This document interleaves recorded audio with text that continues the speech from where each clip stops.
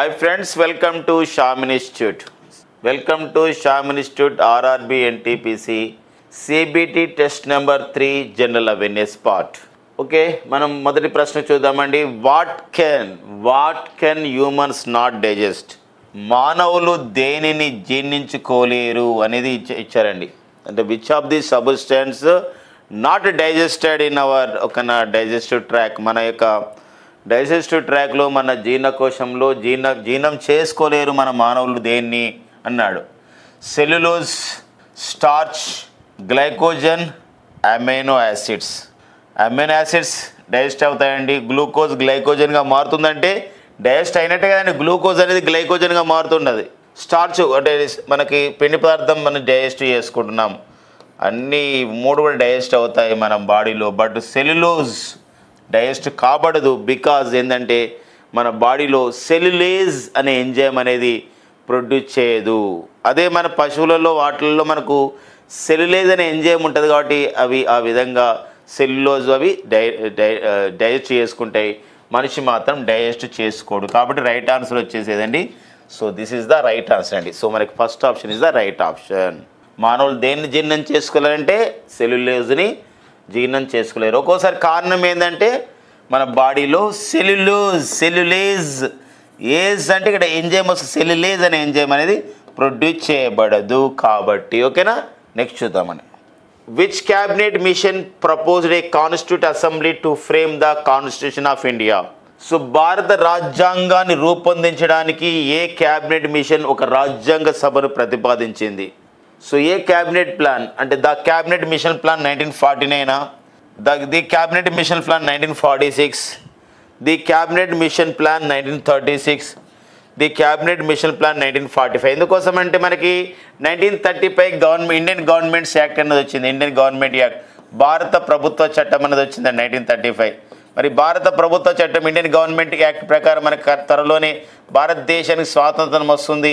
అలాంటప్పుడు మన ఇండియాకు ఒక కాన్స్టిట్యూషన్ కావాలి అని చెప్పేసి అన్నప్పుడు ఏ క్యాబినెట్ మిషన్ ప్లాన్లో దీన్ని చేయడం జరిగింది? ఎందుకోసం అంటే కాన్స్టిట్యూట్ అసెంబ్లీ ఫామ్ అయింది అండ్ 1946 డిసెంబర్ 9 ఫస్ట్ మీటింగ్ జరిగింది. November 26, 1949 constitute assembly approved the constitution జరిగింది. ఇలాంటప్పుడు వాళ్ళకు క్యాబినెట్ మిషన్ అనేది ఎప్పుడు ఈ యొక్క ఏ భారత రాజ్యాంగం రూపొందించడానికి ఏ క్యాబినెట్ మిషన్ ఒక రాజ్యాంగ సభను ప్రతిపాదించింది, ఏర్పాటుని ఒక కాన్స్టిట్యూట్ అసెంబ్లీ ఉండాలని ప్రతిపాదించింది అన్నప్పుడు second option is the right option అండి.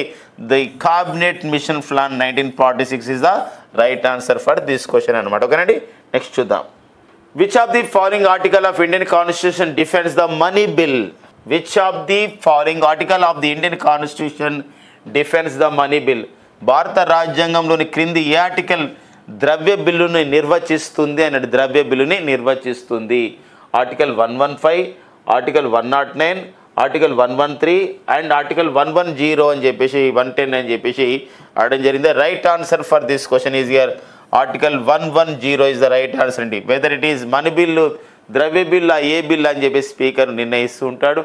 ఇలాంటప్పుడు మనకి ఏ ఆర్టికల్ ద్రవ్య బిల్ నిర్వహిస్తుందంటే ఇక్కడ 110 ఇస్ ద రైట్ ఆన్సర్. 110 అనే ఆర్టికల్ అనేది అంటే 110 ఆర్టికల్ అనేది అది ద్రవ్య బిల్ మనీ బిల్లా కాదనేది నిర్ణయించడం జరుగుతుంది. డిఫినేషన్ ఎలా డిఫైన్ చేయాలని చెప్పేసి ఇక్కడ మనీ బిల్లు గురించి అక్కడ ద్రవ్య బిల్లు నిర్వచిస్తుందని చెప్పి చెప్తున్నాను అనమాట. ఫస్ట్ అది fourth option right option. And under which articles of the constitution of India is the right to equality mention? Right to equality అంటే అందరం సమానమే. భారత రాజ్యాంగంలోని ఏ ఆర్టికల్ సమానత్వ హక్కును ప్రస్తావించబడింది అని చెప్పేసి అన్నాడండి.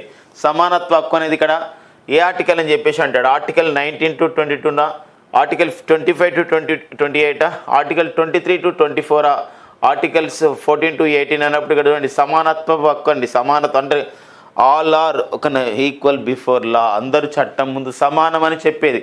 అందరం చట్టం ముందు సమానం అంటే ఎప్పుడు మనం వాడుతూ ఉంటాం. ఆర్టికల్ 14 అనేది రైట్ ఆన్సర్. కాబట్టి ఇక్కడ ఆర్టికల్ 14 ఎక్కడ ఉందండి? ఇగో ఈ ఫోర్త్ ఆప్షన్లో ఉంది. కాబట్టి మనకు రైట్ ఆన్సర్ వచ్చేసి ఇక్కడ ఆర్టికల్ 14 to 18 అనేది మనకి ఇక్కడ సో రైట్. ఇప్పుడు ఆర్టికల్ 19 to 22 అంటే కూడా జీవించే హక్కు, ఇవన్నీ మనకు అందులో రావడం అయింది. ఒక రైట్ టు లివ్ అనమాట. ఓకేనండి, so right answer for this question is here. So right to equality mention అనేది ఏ ఆర్టికల్ ఉందండి? ఆర్టికల్ 14 to 18 అనేది ఇండియన్ కాన్స్టిట్యూషన్లో ఉందన్నమాట. Cytoplasm is a jelly-like fluid that is present between ఈ సైటోప్లాజం అనేది ఈజ్ ఎ జెల్లీ లైక్ కణద్రవ్యం అంటామండి. యాక్చువల్గా cytoplasm అనేది జిగురు లాంటి ద్రవం వీటి మధ్య ఉంటుంది. అన్నాడు ఇక్కడ. Nucleus and cell membrane, nucleus and organelles, nerves and cells, fats and tissues అంటే కేంద్రకం మరియు కణత్వచం మధ్య ఉంటుందా, కేంద్రకం మరియు కణాంగాల మధ్య ఉంటుందా, అండ్ నరాలు మరియు కణాల మధ్య ఉంటుందా, కొవ్వులు మరియు కణజాలాల మధ్య ఉంటుందా అని చెప్పేసి అంటే ఇక్కడ. So just it is imagine a cell అనుకుందాం అనుకోండి. ఈ సెల్లో ఇలా కేంద్రకం అనుకుంటే ఇది మనం ఏమంటారంటే ఇది న్యూక్లియస్ అంటే, ఈ న్యూక్లియస్ అంటే మీ సెల్ మెంబర్ అని అంటాం. ఈ మధ్యలో ఉండేది అంతా కూడా ఏదండి, కణద్రవ్యం అంటాం, సైటోప్లాజం అంటాం. కాబట్టి ఏమైందండి, కేంద్రకానికి, న్యూక్లియస్కి అండ్ సెల్ మెంబ్రేన్కి మధ్యలో ఉంటుంది. కాబట్టి first option is the right option అండి. సో ఇక్కడ ఏదండి, న్యూక్లియస్ అండ్ సెల్ మెంబ్రేన్, కేంద్రకము మరి కణత్వచం మధ్యలో ఉండేదే ఈ సైటోప్లాజం అని గుర్తుపెట్టుకోండి. ఓకేనా. Next, which of the following is not a spreadsheet program? It is a computer related terminology question. It is the basics of the computers basics అండి ఇవి. మరి which of the following is not a spreadsheet program అన్నాడు. క్రింది వాటిలో spread sheet program కాదన్నాడు. Excel, Ubuntu, VisiCalc, Calc అని చెప్పేసి అనడం జరిగింది. గమనించండి ఇక్కడ. సో రైట్ ఆన్సర్ ఏం తెలిస్తే ఉబుంటు అనేది ఇది స్ప్రెడ్ షీట్ ప్రోగ్రామ్ కాదు, మిగతా అన్ని కూడా స్ప్రెడ్ షీట్ ప్రోగ్రామ్స్ అని గుర్తుపెట్టుకోండి. ఇది కంప్యూటర్స్ పైన ఉన్నటువంటి ఒక బేసిక్స్ పాయింట్స్ అనమాట. Which of the following is not a division of the national sample survey organisation? National sample survey organisation, NSSO అంటారండి. అంటే వివిధ ప్రాంతాల్లో అర్బన్ అండ్ రూరల్ ఏరియాస్లో కొంతమంది వెళ్ళి కలెక్ట్ చేస్తుంటారు డేటా అనమాట. ఈ యొక్క మీ యొక్క అంటే జీవన వ్యయం ఎలా ఉంది, పరిస్థితులు ఇలాంటి వాటిపైన అక్కడ స్టడీ చేస్తూ ఉంటారండి. ఎక్స్పెండిచర్ ఎలా ఉంది, ఇదంతా కూడా మంత్లీ ఎక్స్పెండిచర్ ఎలా అవుతుంది, అలా చేస్తూ ఉంటారు. ఎవరు? NSSO వాళ్ళు. NSSO అంటే national sample survey organisation. Which of the following is not a division of the national sample survey organisation? ఈ క్రింది వాటిలో నేషనల్ శాంపుల్ సర్వే ఆర్గనైజేషన్ యొక్క విభాగం కాదు అన్నాడు. విభాగం కాదు అంటే కాబట్టి 4 3 అయినే ఉంటే ఒకటి కాదనమాట. ఫీల్డ్ ఆపరేషన్ డివిజన్ అంటే ఫీల్డ్లోకి వెళ్ళి పనిచేయాలి, ఆపరేషన్ చేసి. నేషనల్ డెవలప్మెంట్ ఎజెండా అంటే జాతీయ వ్యాప్తంగా అంతా కూడా డెవలప్మెంట్ కావాలి. And survey design and research division, survey design చేస్తారు, రీసెర్చ్ డివిజన్ చేస్తారు. డాటా ప్రాసెసింగ్ డివిజన్ అని చెప్పేసి అన్నాడు. ఫీల్డ్లోకి వెళ్ళాలండి. ఇప్పుడు ఒక డేటా తెలుసుకోవాలంటే ఖచ్చితంగా ఫీల్డ్లోకి వెళ్ళాలి. కాబట్టి రైట్ ఆన్సర్ అండి. సర్వే డిజైన్ చేయాలి, రీసెర్చ్ డివిజన్ చేయాలి. అంటే సర్వే ఎలా చేయాలి, వచ్చిన డేటాని ఎలా మనం రీసెర్చ్ చేసుకోవాలి, ఇది కూడా ఉంటుందండి. డేటాని ప్రాసెసింగ్ చేసుకోవాలి, కంప్యూటర్లో పెట్టేసుకోవాలి, అది కూడా కరెక్ట్. కానీ నేషనల్ డెవలప్మెంట్ ఎజెండా అనేది వాళ్ళకి ఏముండదు. కాబట్టి this is not a division of the national sample survey organisation, that is the national development agenda. కాబట్టి ఇక్కడ 7th ఆప్షన్, సెకండ్ ఆప్షన్ అనేది మనకు రాంగ్. అంటే రాంగ్నే గుర్తించబడ్డాడు కాబట్టి అది కార్ని గుర్తించమన్నాడు కాబట్టి ఇదే సరైన ఆన్సర్ అవుతుందన్నమాట. In which year was the Raja Ramanna centre for advanced technology established? Raja Ramanna is a very famous nuclear scientist. Raja Ramanna in 1974 at the time of the Pokhran test he played very important role. And Raja Ramanna India conducted second nuclear test in 1998. At that time APJ Abdul Kalam played very important role. మరి ఇక్కడ in which year was the Raja Ramanna Center for the Advanced Technology established చేశారంటే ఎప్పుడు start అయ్యి Raja Ramanna centre for the advanced technology ఏ సంవత్సరంలో స్థాపించబడింది? 1989, 1961, 1981, 1984 అని చెప్పేసి క్వశ్చన్ అడగడం జరిగింది. సో రైట్ ఆన్సర్ వచ్చేసి ఇక్కడ ఏంటంటే in 1984 that Raja Ramanna centre for the advanced technology అనేది ఏర్పాటు చేశారండి. Where is this Raja Ramanna centre for advanced technology located? That is in Madhya Pradesh అండి. మధ్యప్రదేశ్లో ఉంది. పర్టికులర్ దీని Madhya Pradesh, that is the Indore అండి. ఇండోర్లో దీన్ని ఏర్పాటు చేసుకోవడం జరిగింది అనమాట. ఇండోర్, ఓకేనా, వెరీ ఇంపార్టెంట్ అండి. The first beggar free cities అని కూడా ఇప్పుడు ఇండోర్ అయిందనమాట. ఓకేనా. నెక్స్ట్ చూద్దాం. Who among the following is not a recipient of the Bharat Ratna in 2019? In 2019, 3 eminent personalities got the Bharat Ratna award. 3 eminent personality. But ఇక్కడ 4 ఇచ్చారు. 1 of them is not correct అనమాట, incorrect. అతనికి రాలేదు. మరి ఎవరికి ఇచ్చారు? మరి క్రింది వారిలో భారతరత్న అవార్డు 2019లో గ్రహీత కానివారు అన్నారు. Who among the following is not a recipient of the Bharat Ratna in 2019. చూశారు ఎంత గొప్ప క్వశ్చన్ ఉందో ఇది. Bhupen Hazarika got this award అండి. Bhupen Hazarika is got this award in 2019. Bhupen Hazarika very famous political leader and music is famous in music director, cinema director, actor, multifaceted personality Bhupen Hazarika. And his name one river bridge also there in Assam. That is Bhupen Hazarika river bridge. 9.15 kilometres పొడవైన river బ్రిడ్జ్కి ఆ పేరు పెట్టారు అనమాట, భూపెన్ హజారికా అని పేరు. Nanaji Deshmukh very famous person, Nanaji Deshmukh. And Pranab Mukherjee ex president of the our India. So right answer వచ్చేసి ఇక్కడ భారతరత్న అవార్డు పొందిన వారు ఎవరు 2019 అంటే Rajeshwar Acharya is the right answer అండి. సో ఇంపార్టెంట్ ఉంటుందండి, ఇట్లా కూడా అడగవచ్చు రేపు. In 2024 which of the persons got the Bharat Ratna అనొచ్చు. అలాంటప్పుడు మనకు గుర్తుపెట్టుకోరండి, కర్పూరి ఠాకూర్. సో మనకి 2024లో భారతరత్న పొందిన వారు ఎవరండి? 2024లో కర్పూరి ఠాకూర్కి వచ్చిందండి. అండ్ ఎల్కే అద్వానీ గారికి వచ్చింది. ఆర్ పివి నరసింహారావు గారికి వచ్చిందండి, పివి నరసింహారావు గారికి వచ్చింది. దాంతోపాటుగా మనం చూసినట్లయితే ఎంఎస్ స్వామినాథన్ గారికి వచ్చింది. దాంతోపాటుగా చూసినట్లయితే ఇక్కడ మనకి మరొక 2 వారు వచ్చేసి మనకి చౌదరి చరణ్ సింగ్ గారికి వచ్చింది. సో ఈ 5 ఫస్ట్ టైం అనమాట in the history of the Bharat Ratna first time 5 ఇవ్వడం జరిగింది అనమాట. ఓకేనండి, నెక్స్ట్ క్వశ్చన్ చూద్దాం. The Indian national flag was unfurled Bhikaiji Cama. The Indian national flag tricolour was unfurled by the Bhikaiji Cama in. భారత జాతీయ పతాకం త్రివర్ణ పతాకాన్ని బికైజీ కామా ఎక్కడ ఆవిష్కరించారన్నాడు. సో అవర్ పింగళి వెంకయ్య గారు దేని గతంలో మరి ఎంతో కష్టపడి చేయడం జరిగింది. Of course Vijayawada Indian National Congress సమావేశంలో ప్రదర్శించారు. బట్ ఇక్కడ ఏంటంటే బికాయిజీ కామ చేత త్రివర్ణ పతాకాన్ని ఎక్కడ ఆవిష్కరించారన్నాడు. పోలాండ్నా, జర్మనీనా, రష్యా, లండన్ అని చెప్పేసి క్వశ్చన్ అడగడం జరిగింది అనమాట. సో రైట్ ఆన్సర్ వచ్చేసి మనకి ఏంటంటే ఇక్కడ సో జర్మనీ అండి, జర్మనీలో చేయడం జరిగింది. జర్మనీ 1907లో చేయడం జరిగింది. రైట్, వెరీ వెరీ ఇంపార్టెంట్ అండి. నెక్స్ట్ చూద్దాం. Who was the first winner of the Jnanpith award. Jnanpith పురస్కారం పొందిన మొదటి వ్యక్తి ఎవరన్నారు? ఆశా పూర్ణదేవి, ఉమాశంకర్ జోషి, అమృత ప్రీతం, జి శంకర్ కురూప్ అన్నాడు. Jnanpith award. So Jnanpith award is the highest literature award in India. మన ఇండియాలో హైయెస్ట్ లిటరేచర్ అవార్డు ఏంటి అంటే అత్యున్నతమైన సాహిత్య పురస్కారం ఏదంటే జ్ఞానపీఠ అవార్డు. మరి ఇలాంటి జ్ఞానపీఠ అవార్డు పొందిన మొదటి వ్యక్తి అన్నారు. ఆశాపూర్ణ దేవి ఎవరంటే జ్ఞానపీఠ అవార్డు పొందిన తొలి మహిళ ఈమె. సో మనకు రైట్ ఆన్సర్ ఇక్కడ ఏంటంటే మనకు ఒక జి శంకర్ కురూప్ అండి. Shankar Kurup is a Malayalam writer అయినటువంటి మలయాళం రచయిత అయినటువంటి శంకర్ కురూప్ గారికి ఈ అవార్డు అనేది రావడం జరిగిందండి. ఈయన రాసిన పుస్తకం ఏంటంటే ఒడుక్కుజ్జల్ అండి, ఒడుక్కుజ్జల్. సో ఒడుక్కుజ్జల్ బుక్కి ఈ అవార్డు అనేది రావడం జరిగిందనమాట. వెరీ రీసెంట్ ఈ 2024 జ్ఞానపీఠ అవార్డు వెరీ రీసెంట్గా ఎవరికి రావడం జరిగిందంటే Vinod Kumar Shukla 12th Hindi writer got this award. First Chhattisgarh writer అనమాట ఈ అవార్డు పొందినటువంటి వారే VK Shukla. Okay, then next question అండి. So which of the following does not come under the infrastructure. ఈ క్రింది వాటిలో ఏది మౌలిక సదుపాయాల కిందికి రాదు అన్నాడండి. ఎంటర్టైన్మెంటా, వినోదం, ఎలక్ట్రిసిటీ విద్యుత్తు, ట్రాన్స్పోర్టేషన్ రవాణా, సీవేజ్ మురుగునీరు అని అనడం జరిగిందండి.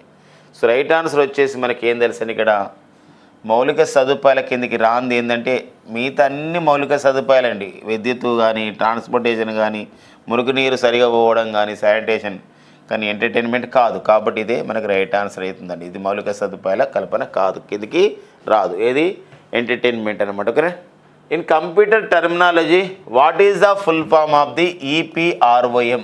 కంప్యూటర్ పరిభాషలో ఈపీఆర్ఓఎం యొక్క పూర్తి రూపం ఏదనండి? ఈపీఆర్ఓఎం. సో కంప్యూటర్ పరిభాషలో మనకి ఈపీఆర్ఓఎం అంటే ఏందన్నాడు? Executable program revise only memory, erasable programmable read only memory, electronic programmable retrieve only memory, extended program rewritable only memory అన్నాడు. సో ఒకటి కామన్ ఉంది తెలుసా అన్నిట్లలో, only memory only memory only memory only memory ఉంది. మరి ఇలా గమనించాలి, ఆర్ఓఎం ర్యామ్ అంటే ర్యామ్ అనేది ఉంటుంది. ర్యామ్ అంటే మీకు చెప్పినాము ర్యాండమ్ యాక్సెస్ మెమొరీ. ఆర్ఓఎం అంటే ఏంటంటే రీడ్ ఓన్లీ మెమొరీ. ఇక్కడ రివైజ్ అన్నాడు, కాదు ఇక్కడ రాంగ్ అవుతుంది అండి. రివైజ్ అనేది రాంగ్ అవుతుంది. ఇక్కడ రిట్రీవ్ అన్నాడు, రాంగ్ అవుతుంది. Rewritable wrong. ర్యామ్ అంటే read only memory, read only memory ఉండాలి. కాబట్టి ఇక్కడ రైట్ ఆన్సర్ వచ్చేసిందండి erasable programmable read only memory is the right answer అండి. ర్యామ్ అంటే ఏంటండి ర్యాండమ్ యాక్సెస్ మెమరీ. ర్యామ్ అంటే ర్యాండమ్ యాక్సెస్ మెమరీ. మనం ఫోన్లు కొంటున్నప్పుడు చూస్తాం కదా ఎంత ర్యామ్ ఉంది అంటే అంటూ ఉంటారు అనమాట. ర్యాండమ్ యాక్సెస్ మెమొరీ అంటాం. ఇది రీడ్ ఓన్లీ మెమొరీ అంటారు, random access memory. ROM and RM. The right answer వచ్చేసి మనకి erasable programmable read only memory అండి. The currency of the Malaysia is called. So Malaysia currency పేరేం పేరండి? సో యూరో అంటే European union currency. Peso అనేది మనకు Argentina and Philippines currency. And ringgits is the right answer. Ringgits is the Malaysia currency. Ringgits is the Malaysia currency. ఓకేనండి. ఇట్లా currencies పైన అడుగుతాడు. ఇప్పుడు థాయిలాండ్ కరెన్సీ అంటాడు. థాయిలాండ్ కరెన్సీ లాస్ట్ టైం అడిగాడు. Thailand currency is that is the baht is the Thailand currency అండి. Thailand currency. Shekel అనేది ఏ దేశ కరెన్సీ అంటాడు? Shekel is the currency of the Israel అండి. ఇజ్రాయెల్ యొక్క కరెన్సీ షెకెల్. ఓకేనా. Next, with which of the following tournaments is hockey associated? ఈ క్రింది టోర్నమెంట్లలో హాకీ దేనికి సంబంధించింది అన్నాడు. ఈ హాకీ దేనికి సంబంధించినది? ఇరానీ కప్పు, ఓకేనా, Irani Cup, Subroto Cup, Rangaswamy Cup, Davis Cup. మరి ఇందులో హాకీ క్రీడకు సంబంధించింది అని అన్నాడు. సో Irani Cup, Subroto Cup, Davis Cup ఇవి కాదండి. రంగస్వామి కప్ ఈజ్ మనకు హాకీకి సంబంధించి రంగస్వామి కప్పు. డేవిస్ కప్ అంటే ఏంటంటే డేవిస్ కప్ అనేది దేనికి సంబంధించి అండి? టెన్నిస్కి సంబంధించి. టెన్నిస్ కప్పు డేవిస్ కప్ అండి. డేవిస్ కప్ అనేది టెన్నిస్ సంబంధించింది. So Irani Cup is associated to the cricket అండి. And Subroto Cup is associated to the football cup అండి. ఇలా మనకు అడుగుతున్నాడు. రైట్ ఆన్సర్ మాత్రం రంగస్వామి కప్ అండి, హాకీకి సంబంధించింది. ఓకేనా. సో నెక్స్ట్ క్వశ్చన్ చూద్దాం. Dash is an experimental satellite that was launched first time by Indian space research organisation in August 1979 from Satish Dhawan space centre, Sriharikota. ఇది డాష్ అనేది భారత అంతరిక్ష పరిశోధన సంస్థ ఆగస్టు 1979లో సతీష్ ధావన్ అంతరిక్ష కేంద్రం నుండి మొదటిసారిగా ప్రయోగించిన ఒక ప్రయోగాత్మక ఉపగ్రహం అని చెప్పేసి అన్నాడు. ఇమవరి 8 ఇన్సాట్ 3DR రోహిణియా Cartosat. So right answer for this question వచ్చేసి మనకి 16th క్వశ్చన్ రైట్ ఆన్సర్ వచ్చేసి ఏంటండి Rohini is the right answer. మన ఈ శ్రీహరికోట నుండి ఫస్ట్ దీన్ని ప్రయోగించారు రోహిణి అనమాట. సతీష్ ధావన్ స్పేస్ సెంటర్ అంటారు. అప్పుడు షార్ అని కూడా పిలిచేవారన్నమాట. ఇది Sriharikota present Tirupati district of the ఆంధ్రప్రదేశ్లో ఉందండి. The present director of the Satish Dhawan space centre is Rajan Arumugam అండి. ప్రజెంట్ దానికి సతీష్ ధావన్ స్పేస్ సెంటర్కి ఎవరున్నారండి డైరెక్టర్ అంటే రాజన్ అర్ముగం అనేవారు ఉండరు. రాజన్ అర్ముగం అండి. ఓకే, నెక్స్ట్ చూద్దాం. Who founded the Bahmani kingdom? So who founded the Bahmani kingdom అని బహుమని రాజ్యాన్ని ఎవరు స్థాపించారు? అల్లావుద్దీన్ బహుమన్ షా అలియాస్ హసన్ గంగు, మీర్ జాఫర్, మహమ్మద్ బిన్ తుగ్లక్ అండ్ ఫిరోజ్ షా బహుమని అన్నాడు. సో రైట్ ఆన్సర్ ఏందో చూద్దామండి. The right answer is here Alauddin Bahman Shah alias Hasan. ఇంకొక పేరు ఏం పేరండి? అలియాస్ హసన్. మరొక పేరు హసన్ గంగు. సో వీరు ఫౌండెడ్ ద బహుమని కింగ్డమ్ అండి. బహుమని కింగ్డమ్ని వీరే స్థాపించడం జరిగింది అనమాట. స్థాపకులు అడుగుతారండి. ఇప్పుడు గుప్త వంశము, గుప్తలకు సంబంధించినటువంటి ఒక సామ్రాజ్యాన్ని ఎవరండి ఇక్కడ అడుగుతున్న నేపథ్యం ఉంటుందండి. సీముకుడు అనేవారు ప్రారంభించడం జరిగిందని ఇట్లా. నెక్స్ట్ చూద్దాం. Which of the following is not the cause of the tsunami? Not the cause of the tsunami అండి. ఈ క్రింది వాటిలో సునామీకి కారణం కానిది అన్నాడు. సునామీకి కారణం కానిది ఏదండి? సునామీకి కారణం కానిది ఏదన్నాడు? Soil erosion, volcano eruptions, earthquakes, submarine landslides. Submarine కొండ చర్యలు, భూకంపాలు, అగ్నిపర్వత విస్ఫోటనాలు. ఇందులో మరి నేల కోత. ఇందులో సునామీకి కాదు, సునామీకి కారణం కానిది ఏంటంటే ఇక్కడ సో మనకి సునామీకి కారణం వాల్కనో ఎరప్షన్స్ కానీ, ఎర్త్ కేక్స్ కానీ, సబ్మెరైన్ ల్యాండ్ స్లైడ్స్ కానీ సునామీకి కారణమైతే సాయిల్ ఎరాయిజన్ మాత్రం సునామీకి కారణం కాదు. కాబట్టి ఇక్కడ మనకి గుర్తుపెట్టుకోండి, సునామీ అని చెప్పేసి అంటాం. సునామీ అనేది మనకు ఒక జపాన్ భాషా పదం అనే విషయం గమనించండి. BrahMos supersonic missile A joint venture between which of the countries. అంటే బ్రహ్మోస్ సూపర్సానిక్ క్షిపణి అనేది ఏ రెండు దేశాల మధ్య ఉమ్మడి venture? India Russia, India China, India UK, India USA. So right answer వచ్చేసి మనకి ఏంటండి, ఇండియా రష్యా మధ్యలో ఉన్నదే సో బ్రహ్మోస్ మిజైల్ అండి. సో బ్రహ్మోస్ మిజైల్ భారత్లోని బ్రహ్మపుత్ర నది, రష్యాలోని మాస్కో నదుల పేరుపైన బ్రహ్మోస్ క్షిపణి రావడం జరిగింది. The target range of the BrahMos missile 290 kilometres అండి. The first country purchased from India, మన ఇండియా నుండి బ్రహ్మోస్ క్షిపణిని ఏ దేశం కొనుగోలు చేసిందని ఫిలిప్పైన్స్. అండ్ శివతాను పిల్లై అండి, Sivathanu Pillai. So Sivathanu Pillai is the present BrahMos క్షిపణి పితామహుడు. ఇతని ఆధ్వర్యంలోనే బ్రహ్మోస్ క్షిపణి డెవలప్ చేయబడింది కాబట్టి ఇతను ఫాదర్ ఆఫ్ ది బ్రహ్మోస్ మిజైల్గా పిలుస్తామండి. Okay, it is a supersonic cruise missile అంటారు. World famous Chhattisgarhi folk singer Teejan Bai is an exponent what type of the folk music? Teejan Bai అంటే ప్రపంచ ప్రసిద్ధి చెందినటువంటి ఛత్తీస్గఢ్కి జానపద గాయని తిజన్ బాయ్ ఏ రకమైన జానపద సంగీతంలో నిపుణురాలు? చాలా ఫేమస్ అండి ఇక్కడ తిజన్ బాయ్ అనేవారు. ఛత్తీస్గఢ్ జానపద గాయని ఏ సంగీతంలో ఫేమస్? బరుడు, గోందాల్, లావణి, పాండావాణి అన్నాడు. Pandavani very very important. Lavani dance కాదండి, లావణి ఇవన్నీ మనకి మహారాష్ట్రలో అక్కడ ఉంటాయి. సో రైట్ ఆన్సర్ వచ్చి Pandavani, very very important. Pandavani is the right answer. ఒక్కోసారి అడగవచ్చు Pandavani is the very folk music famous in which of the state అన్నప్పుడు ఛత్తీస్గఢ్ అనే విషయం గమనించండి. ఓకేనండి, నెక్స్ట్ చూద్దాం. On January 8, 2025, the foundation stone for the 18th Railway Zone headquarters was laid by the Prime Minister Narendra Modi in which of the following cities? January 8, 2025 భారత ప్రధాని నరేంద్ర మోడీ చేత 18వ railway zone ప్రధాన కార్యాలయం అనేది ఈ క్రింది ఏ నగరంలో శంకుస్థాపన చేయబడింది? సో నరేంద్ర మోడీ గారు మన ఎక్కడ చేశారు ఈ శంకుస్థాపన? 18వ రైల్వే జోన్కు. ఆ 18వ రైల్వే జోన్ పేరేం పేరు తెలుసా అండి? సౌత్ కోస్టల్ రైల్వే జోన్ అంటారండి. ఏమంటారండి? సౌత్ కోస్టల్ రైల్వే జోన్ అంటారండి. సౌత్ కోస్టల్ రైల్వే జోన్ అని పిలుస్తారు. దాన్ని మన తెలుగులో దక్షిణ కోస్తా రైల్వే జోన్ అంటాం. సో ఎక్కడ ఏర్పాటు చేశారు? కలకత్తా, కులశేఖరపట్నం, విశాఖపట్నం, తిరుపతి. రైట్ ఆన్సర్ వచ్చేసి ఇక్కడ ఏంటంటే Visakhapatnam is the right answer. విశాఖపట్నంలో ఏర్పాటు చేశారు. కోల్కత్తాలో కాదండి, తిరుపతిలో కాదండి, విశాఖపట్నంలో ఏర్పాటు చేశారు. అండ్ కులశేఖరపట్నం అనేది మనకి సతీష్ ధావన్ స్పేస్ సెంటర్ అనేది శ్రీహరికోట దగ్గర మన ప్రయోగ వేదిక ఉంది, ఉపగ్రహ ప్రయోగ వేదిక. ఇస్రో వాళ్ళు ఏర్పాటు చేస్తున్న రెండో ప్రయోగ వేదిక, ఉపగ్రహ ప్రయోగ వేదిక ఎక్కడంటే కులశేఖరపట్నం తమిళనాడులో ఉంది. బట్ రైట్ ఆన్సర్ మాత్రం ఇక్కడ విశాఖపట్నం అని గుర్తుపెట్టుకోండి. దీన్ దయాల్ ఉపాధ్యాయ గ్రామీణ Kausalya Yojana was launched in. Deen Dayal Upadhyaya గ్రామీణ కౌశల్య యోజన డాష్ సంవత్సరంలో ప్రారంభించబడింది. ఇది సెంట్రల్ గవర్నమెంట్ స్కీమ్. అంటే providing the skills to the యూత్కి స్కిల్స్ని, అంటే ఇక్కడ స్కిల్స్ అంటే నైపుణ్యాలని మనం పెంపొందించుకోవాలి అనే ప్రధానమైన ఉద్దేశంతో దీన్ దయాల్ ఉపాధ్యాయ గ్రామీణ కౌశల్య యోజనని ఏర్పాటు చేశారు. ఎప్పుడు ప్రారంభించారు అని చెప్పేసి క్వశ్చన్ అండి. రైట్ ఆన్సర్ వచ్చేసి మనకి ఇక్కడ అంటే 2014 ఇస్ ద రైట్ ఆన్సర్. 2014లో దీన్ని ఏర్పాటు చేయడం జరిగిందనమాట. ఓకేనా. In which part of India does the great Indian desert lie? భారతదేశంలో ఎడారి ఏ భాగం ఉంది? మన దేశంలో ఎడారి ఏందండి? థార్ డెజర్ట్. థార్ డెజర్ట్ అనేది ఉంది మన భారతదేశంలో. ఎడారి అనేది ఏ భాగంలో ఉందన్నాడు? నార్థన్ పార్ట్ ఉత్తర భాగంలో ఉందా? సదరన్ పార్ట్ దక్షిణ భాగంలో ఉందా? ఈస్టర్న్ పార్ట్ తూర్పు భాగంలో ఉందా? వెస్టర్న్ పార్ట్ పశ్చిమ భాగంలో ఉందా అని చెప్పేసి అన్నాడు. అంటే ఇక్కడ మనకు గమనించండి ఎక్కడ ఉంది మనకి సంబంధించినటువంటి ఈ భాగంలో అని చెప్పేసి అన్నప్పుడు ఎక్కడ ఉందండి మనకి? సో ఇక్కడ మనకు ఉంది కాబట్టి ఇది ఏ భాగం అవుతుందండి మన భారతదేశానికి అంటే ఇది? సో వెరీ వెరీ ఇంపార్టెంట్ అండి. మనకి ఏమవుతుందండి ఇది?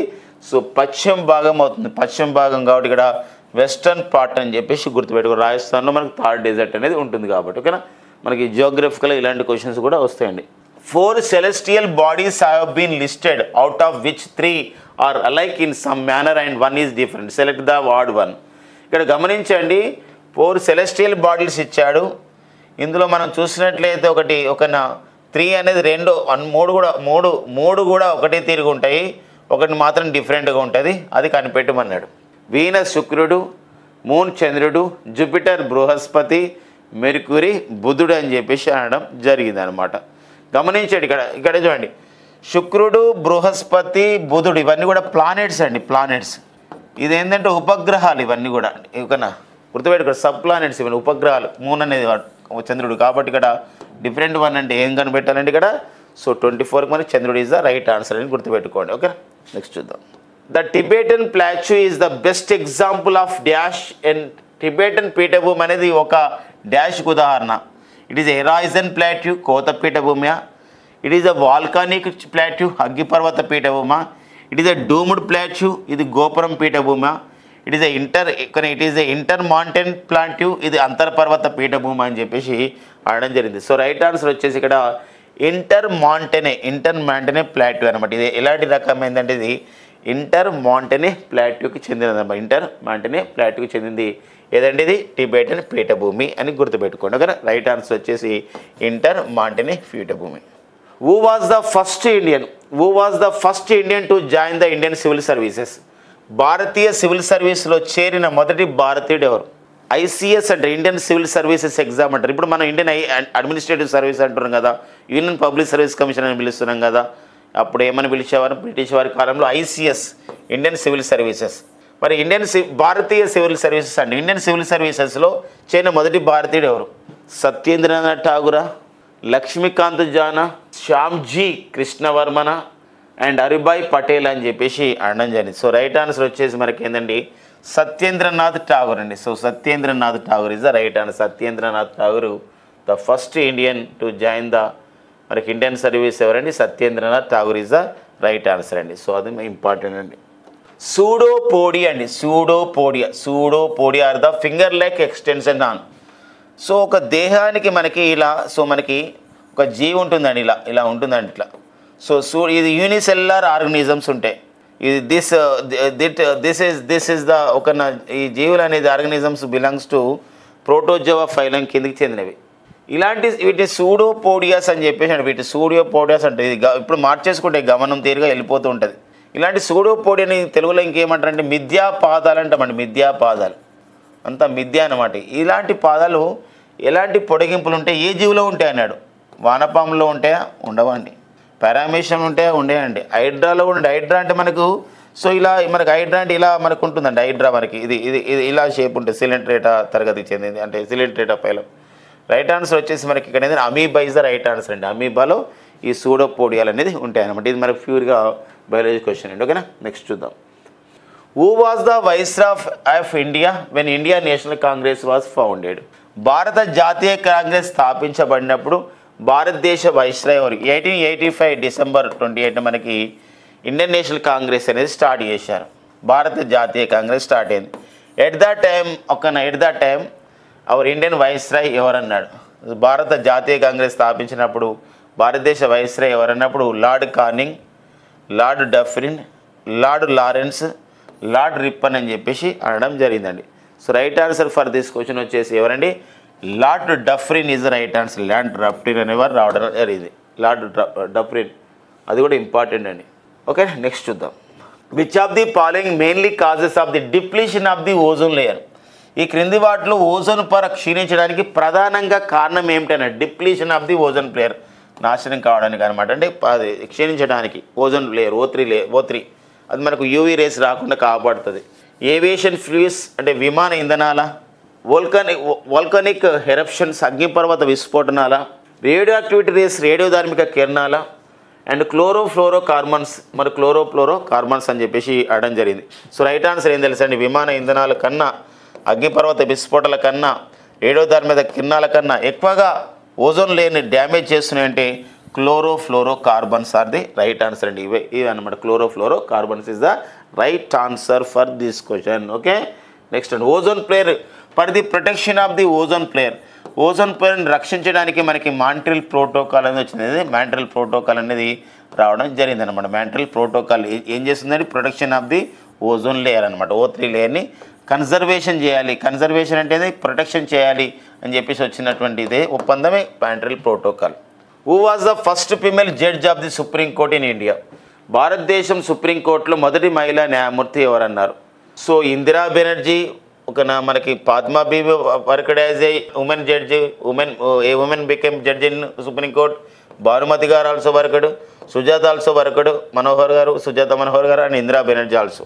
బట్ ఇందులో అవుట్ ఆఫ్ ఈ నలుగురిలలో మొత్తం 11 మంది పనిచేశారు. ఇందులో మరి ఫస్ట్ పనిచేసిన వారు ఎవరు? సుప్రీంకోర్టు మొదటి మహిళా ప్రధాన న్యాయమూర్తి అంటే Fathima Beevi is the right answer అండి. Fathima Beevi is the right answer.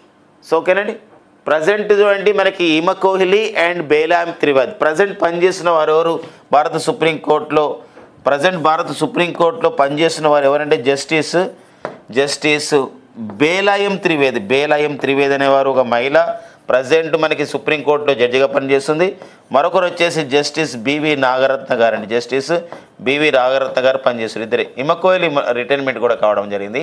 So వీళ్ళిద్దరు పనిచేస్తారు. బివి నాగరత్న ఇన్ 2027 ఆగస్టులో ఆమె సీనియారిటీ ప్రకారం she will become the chief justice అయ్యే అవకాశం ఉందని చెప్తున్నారు అనమాట. ఓకేనండి. Keyboard monitor and cabinet are a components of. Keyboard, monitor మరి క్యాబినెట్ దేనిలో భాగాలు అన్నాడు? Control unit, storage unit, computer hardware and computer software అని చెప్పేసి అనడం జరిగింది. సో రైట్ ఆన్సర్ వచ్చేసి మనకి ఇక్కడ ఏం తెలుసా అండి? కంప్యూటర్ హార్డ్వేర్ అండి. ఇవన్నీ కూడా దేనికి సంబంధించిన? కంప్యూటర్ హార్డ్వేర్కి సంబంధించినవి. కీబోర్డ్, మానిటర్ మరియు క్యాబినెట్ దేనిలో భాగం అండి? Computer hardware. After digestion proteins are converted to. జీర్ణక్రియ తర్వాత ప్రోటీన్ దేనిగా మారుతుంది? స్టార్చ్గా మారుతుందా? కాదండి. కార్బోహైడ్రేట్గా మారుతుందా? స్మాల్ గ్లోబుల్స్గా మారుతుందా? అమైన్ యాసిడ్స్గా మారుతుందా అన్నాడు. సో స్టార్చే మారిపోతుంది కండి. కానీ మనకు పిండి పదార్థమే మరి కార్బోహైడ్రేట్స్, గ్లూకోజ్, గ్లైకోజన్ మారిపోతాయి కాబట్టి కాదండి. చిన్న గ్లోబుల్స్గా కాదండి, స్మాల్ గ్లోబుల్స్ కూడా కాదండి. సో అమైనో యాసిడ్స్గా మారుతాయండి. The end product of the proteins are here. So amino acids అనమాట. Amino acids. 32 question right answer 4th option అండి. Kyoto protocol is an international agreement that aims to reduce. Kyoto protocol అనేది దేనిని తగ్గించడానికి లక్ష్యంగా పెట్టుకున్న అంతర్జాతీయ ఒప్పందం అన్నాడండి. సో క్యోటో ప్రోటోకాల్ మన 1997లో వచ్చిందండి క్యోటో ప్రోటోకాల్. మరి రేడియోయాక్టివిటీ ఎమిషన్స్ తగ్గించాలా? రేడియోధార్మిక ఉద్గారాల? ఎగ్జాస్ట్ ఎమిషన్స్ అంటే ఎగ్జాస్ట్ ఉద్గారాల? గ్రీన్ హౌస్ గ్యాసెస్ అంటే గ్రీన్ హౌస్ వాయు ఉద్గారాల? ఎలక్ట్రాన్ ఉద్గారాలు అని చెప్పేసి అన్నాడు. రైట్ ఆన్సర్ వచ్చేసేది గ్రీన్ హౌస్ గ్యాసెస్ అనమాట. Green house gases carbon dioxide, carbon monoxide, methane ఇలాంటి వాటి ఉద్గారాలను తగ్గించడానికి లక్ష్యంగా పెట్టుకుందే క్యోటో ప్రోటోకాల్ అనేది. ఏ ఇయర్లో వచ్చింది? In which year Kyoto protocol అనేది కేమ్ ఇంటూ ఎన్ఫోర్స్మెంట్ అంటే మనకి 1997. So green house gases emissions, green house వాయు ఉద్గారాలు అనేది క్యోటో ప్రోటోకాల్ని తగ్గించడానికి లక్ష్యంగా పెట్టుకున్నటువంటి అంతర్జాతీయ ఒప్పందం అనమాట. అలా తగ్గించుకోవచ్చు అని చెప్పి. ఓకేనా? నెక్స్ట్ చూద్దామండి. The amount of the radiation being emitted by A radioactive material is measured using the conventional unit. ఒక రేడియోధార్మిక పదార్థం ద్వారా విడుదలయ్యే వికిరణం యొక్క పరిమాణం సాంప్రదాయ యూనిట్ డాష్ ఉపయోగించి కొలుస్తారు. ఒక రేడియోధార్మిక పదార్థం ఉంటుంది. ఒక రేడియోధార్మిక పదార్థం నుండి విడుదలయ్యే వికిరణం అనేది పరిమాణం అనేది దేనిలో కొలుస్తారు? క్యూరీలో కొలుస్తారా? ఆంపియర్ కొలుస్తారా? పాస్కల్లో కొలుస్తారా? సో వాట్లో కొలుస్తారా అని చెప్పేసి అనండి. వాట్లో కొలుస్తారు. చూడండి, ఆంపియర్ ఇది మనకు ఏంటంటే ఇది మనకు సంబంధించినటువంటి మనకి ఆంపియర్స్ అని చెప్పేసి, వోల్ట్స్లు అని చెప్పేసి, వాట్ అని చెప్పేసి మనకి విద్యుత్ ప్రవాహంలో ఉంటాయి ఇవన్నీ కూడా. సో మనకి పాస్కల్ అంటే పీడనం అవి ఉంటాయి. కాబట్టి ఇక్కడ రైట్ ఆన్సర్ వచ్చేసి మనకి ఏంటంటే Curie is the right answer అండి. సో క్యూరీలలో కొలుస్తారు అనమాట. వెరీ వెరీ ఇంపార్టెంట్ క్వశ్చన్ అనమాట. రేడియోధార్మిక పదార్థం ద్వారా విడుదలయ్యే వికిరణం యొక్క పరిమాణం అనేది సాంప్రదాయ యూనిట్ అనేటువంటి ఇక్కడ కొలుస్తారండి, క్యూరీలో కొలుస్తారు. Who ignited the spark of freedom that led to the revolt of 1857? So మరి 1857లో ఈ సిపాయిల తిరుగుబాటు అని చెప్పేసి అంటామండి. ఇది మన భారతదేశం ప్రథమ స్వాతంత్ర సంగ్రామం అని చెప్పేసి అంటాం. 1857లో అక్కడ మీరట్లో ప్రారంభించినటువంటి ఇది ఒక పెద్ద ఉద్యమం అన్నమాట. మరి 1857 తిరుగుబాటుకు దారితీసిన స్వాతంత్ర ఉద్యమ జ్యోతిని ఎవరు వెలిగించారు అన్నాడండి. భగత్ సింగ్ కాదండి, మంగల్ పాండేనా, సుభాష్ చంద్రబోస్, జవహర్లాల్ ఎవరైనా? రైట్ ఆన్సర్ వచ్చేసి ఒక సైనికుడు అండి, మంగల్ పాండే. ఈ యొక్క 1857 తిరుగుబాటుకు దారితీసినటువంటి స్వాతంత్ర ఉద్యమ జ్యోతిని వీరు వెలిగించడం జరిగింది. So Mangal Pandey is the right answer for this question అండి, 1857. సో నెక్స్ట్ చూద్దాం. The foundation day of the UN charter was on. ఐక్యరాజ్య సమితి చార్టర్ స్థాపన దినోత్సవం ఎప్పుడన్నా? యునైటెడ్ నేషన్ చార్టర్ స్థాపన 29th October 1946 అండి. 29th October 1946, 20th October 1932, October 20, 1932 రా, 24th October 1945, సో మరి 21st October 1950. సో మరి అట్లాంటిక్ చార్టర్ పైన సంతకం చేశారు, యుఎన్ చార్టర్ అని చెప్పేసి అంటాం. అదే ఫ్రాంక్లిన్ డి రూజ్వెల్ట్ అండి. ఎవరండి? Franklin Roosevelt. సో మరి ఫ్రాంక్లిన్ డి రూజ్వెల్ట్ అనేవారు ఏం చేశారండి? ఇతనే మరి ఈ యునైటెడ్ నేషన్స్ అనే పదాన్ని వాడడం, ఈయన నాయకత్వంలో యుఎన్ ఏర్పాటు చేయడం జరిగింది. మరి ఎప్పుడు ఏర్పాటు చేశారు అని చెప్పేసి అంటే 24th October 1955 is the right answer అండి. Third option right option. And the headquarter of the UNO located New York అండి. యుఎన్ఓ ఒక ప్రధాన కార్యాలయం ఎక్కడ కలదు అంటే అది న్యూయార్క్లో ఉన్న విషయాన్ని గమనించండి. న్యూయార్క్లో ఉందండి. ద ప్రజెంట్ యుఎన్ఓకు డైరెక్టర్ జనరల్ ఎవరున్నారు అని చెప్పేసి అంటే ఆంటోనియో గుటెరెస్ అండి. సో ఆంటోనియో గుటెరెస్ గారు is the present UNO director జనరల్గా పనిచేస్తున్నారు. So present UNO director general అంటే ఇక్కడ సెక్రటరీ జనరల్, ప్రధాన కార్యదర్శి అని చెప్పేసి అంటే ఈ బిలాంగ్స్ టు పోర్చుగల్ కంట్రీ అండి. ఇతను ప్రధాన కార్యదర్శి వారు పోర్చుగల్ దేశానికి చెందినవారు. Banaras Hindu University was established in. Banaras Hindu విశ్వవిద్యాలయము ఏ సంవత్సరంలో స్థాపించబడింది అన్నాడు? 1919, 1921, 1918, 1916 అండి. బనారస్ హిందూ విశ్వవిద్యాలయం. పండిట్ మదన్ మోహన్ మాలవ్య అండి. Pandit Madan Mohan Malaviya. So Madan Mohan Malaviya. Pandit Madan Mohan Malaviya. So who setup the, so who founded the, so మనకి బనారస్ హిందూ విశ్వవిద్యాలయం. ఓకేనా, బిహెచ్యు అంటాం. మరి ఏ ఇయర్లో? 100 years కూడా అయిపోయింది మరి ఇది. సో ఎప్పుడంటే 1916 అండి. ఇక్కడ 1916లో ప్రారంభించబడిన విషయం గమనించండి. వారణాసి, బెనారస్ అంటే ఉత్తరప్రదేశ్లో ప్రారంభించారండి. నీతి Aayog setup in which year? భారతదేశ ప్రణాళిక సంఘం స్థానంలో. In the place of the national planning commission NITI Aayog was setup in. భారత ప్రణాళిక సంఘ స్థానంలో నీతి ఆయోగ్ ఏ సంవత్సరంలో స్థాపించబడింది అన్నాడు? In the place of the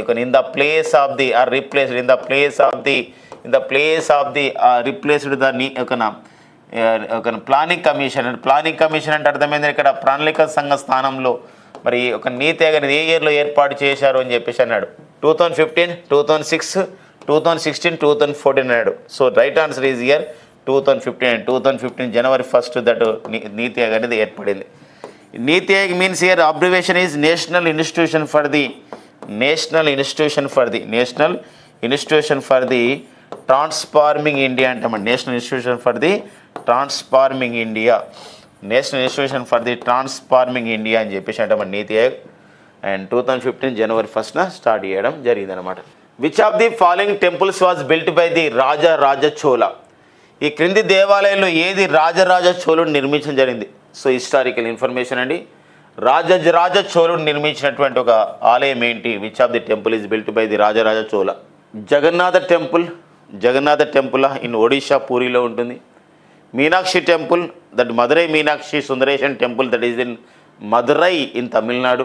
Lingaraja temple, Brihadeeswara ఆలయం అని చెప్పేసి అన్నప్పుడు ఎవరు దీన్ని నిర్మించారు? మరియు who built the that is the Brihadeeswara temple అండి. Brihadeeswara temple. So temple is constructed by the under the which reign అంటే రాజరాజ చోళుడు వారి కాలంలో నిర్మించడం జరిగిందండి. వెరీ ఇంపార్టెంట్ టెంపుల్ అనమాట. And then the last question, which of the following films was directed by the Satyajit Ray? Satyajit Ray is a very famous Bengali writer, Satyajit Ray, and he got the Oscar Lifetime Achievement Award also. వారు Oscar జీవిత సాఫల్య పురస్కారం కూడా పొందారు. మరి ఇది సత్యజిత్ రే గారు ఎప్పుడు మరి సత్యజిత్ రే గారు దర్శకత్వం వహించిన సినిమా ఏది అని చెప్పేసి అన్నాడు? మహల్, పాంథర్, పాంచాలి, ప్యాసా, కోరా కాగజ్ అని చెప్పేసి అన్నాడు. రైట్ ఆన్సర్ వచ్చేసి Pather Panchali is a very famous ఒక cinema that is directed by the Satyajit Ray. Is the right answer. Satyajit Ray film institute ఉంటుందండి మనకి కోల్కతాలో. So Satyajit Ray very famous. Satyajit Ray is the very famous Bengali writer. 41 చూడండి. Sachin cover a certain distance by car driving at 80 km/h. అలాగే ఈ return the starting point riding it scooter 50 km/h. Find his average speed for the whole journey up to 2 decimal places అన్నాడు. సచిన్ తన కారులో గంటకు 80 km/h వెళ్ళాడు. అంటే ఇలా వెళ్ళాడు, ఇలా వచ్చాడు. ఇలా వచ్చాడు వెళ్ళాడు అంటే పోనీ వెళ్ళిన దూరము వచ్చిన దూరము ఒకటే కాబట్టి నేను ఆ డిస్టెన్స్ ఏమనుకుంటానంటే అమ్మ ఫస్ట్ టైం వెళ్ళింది 400 అనుకుంటాను.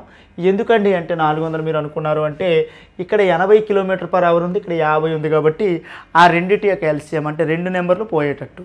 మరి వెళ్ళింది 400 వచ్చింది 400 మొత్తం కలిపితే 800 కిలోమీటర్లు వెళ్ళాడు. ఓకే, అయితే వెళ్ళినప్పుడు స్పీడ్ ఎంత వెళ్ళాడు అంటే 80 km/hతో వెళ్ళాడు కాబట్టి మరి 80 km/hతో వెళ్ళాడు కాబట్టి నాకు టైం ఎంత పట్టింది అంటే 5 గంటల్లో వెళ్ళిపోయాడు. వచ్చేటప్పుడు సార్ మరి నెమ్మదిగా వచ్చారు పాపం, మరి 50 km/hతో వచ్చాడు కాబట్టి నాకు 8 hours పట్టింది. అంటే టోటల్ టైం నాకు ఎంత పట్టింది 13. ఇప్పుడు నాకు ఈ యావరేజ్ స్పీడ్ కావాలి అంటే ఈ స్పీడ్ కావాలి ఇప్పుడు ఓవరాల్ డిస్టెన్స్ మీద.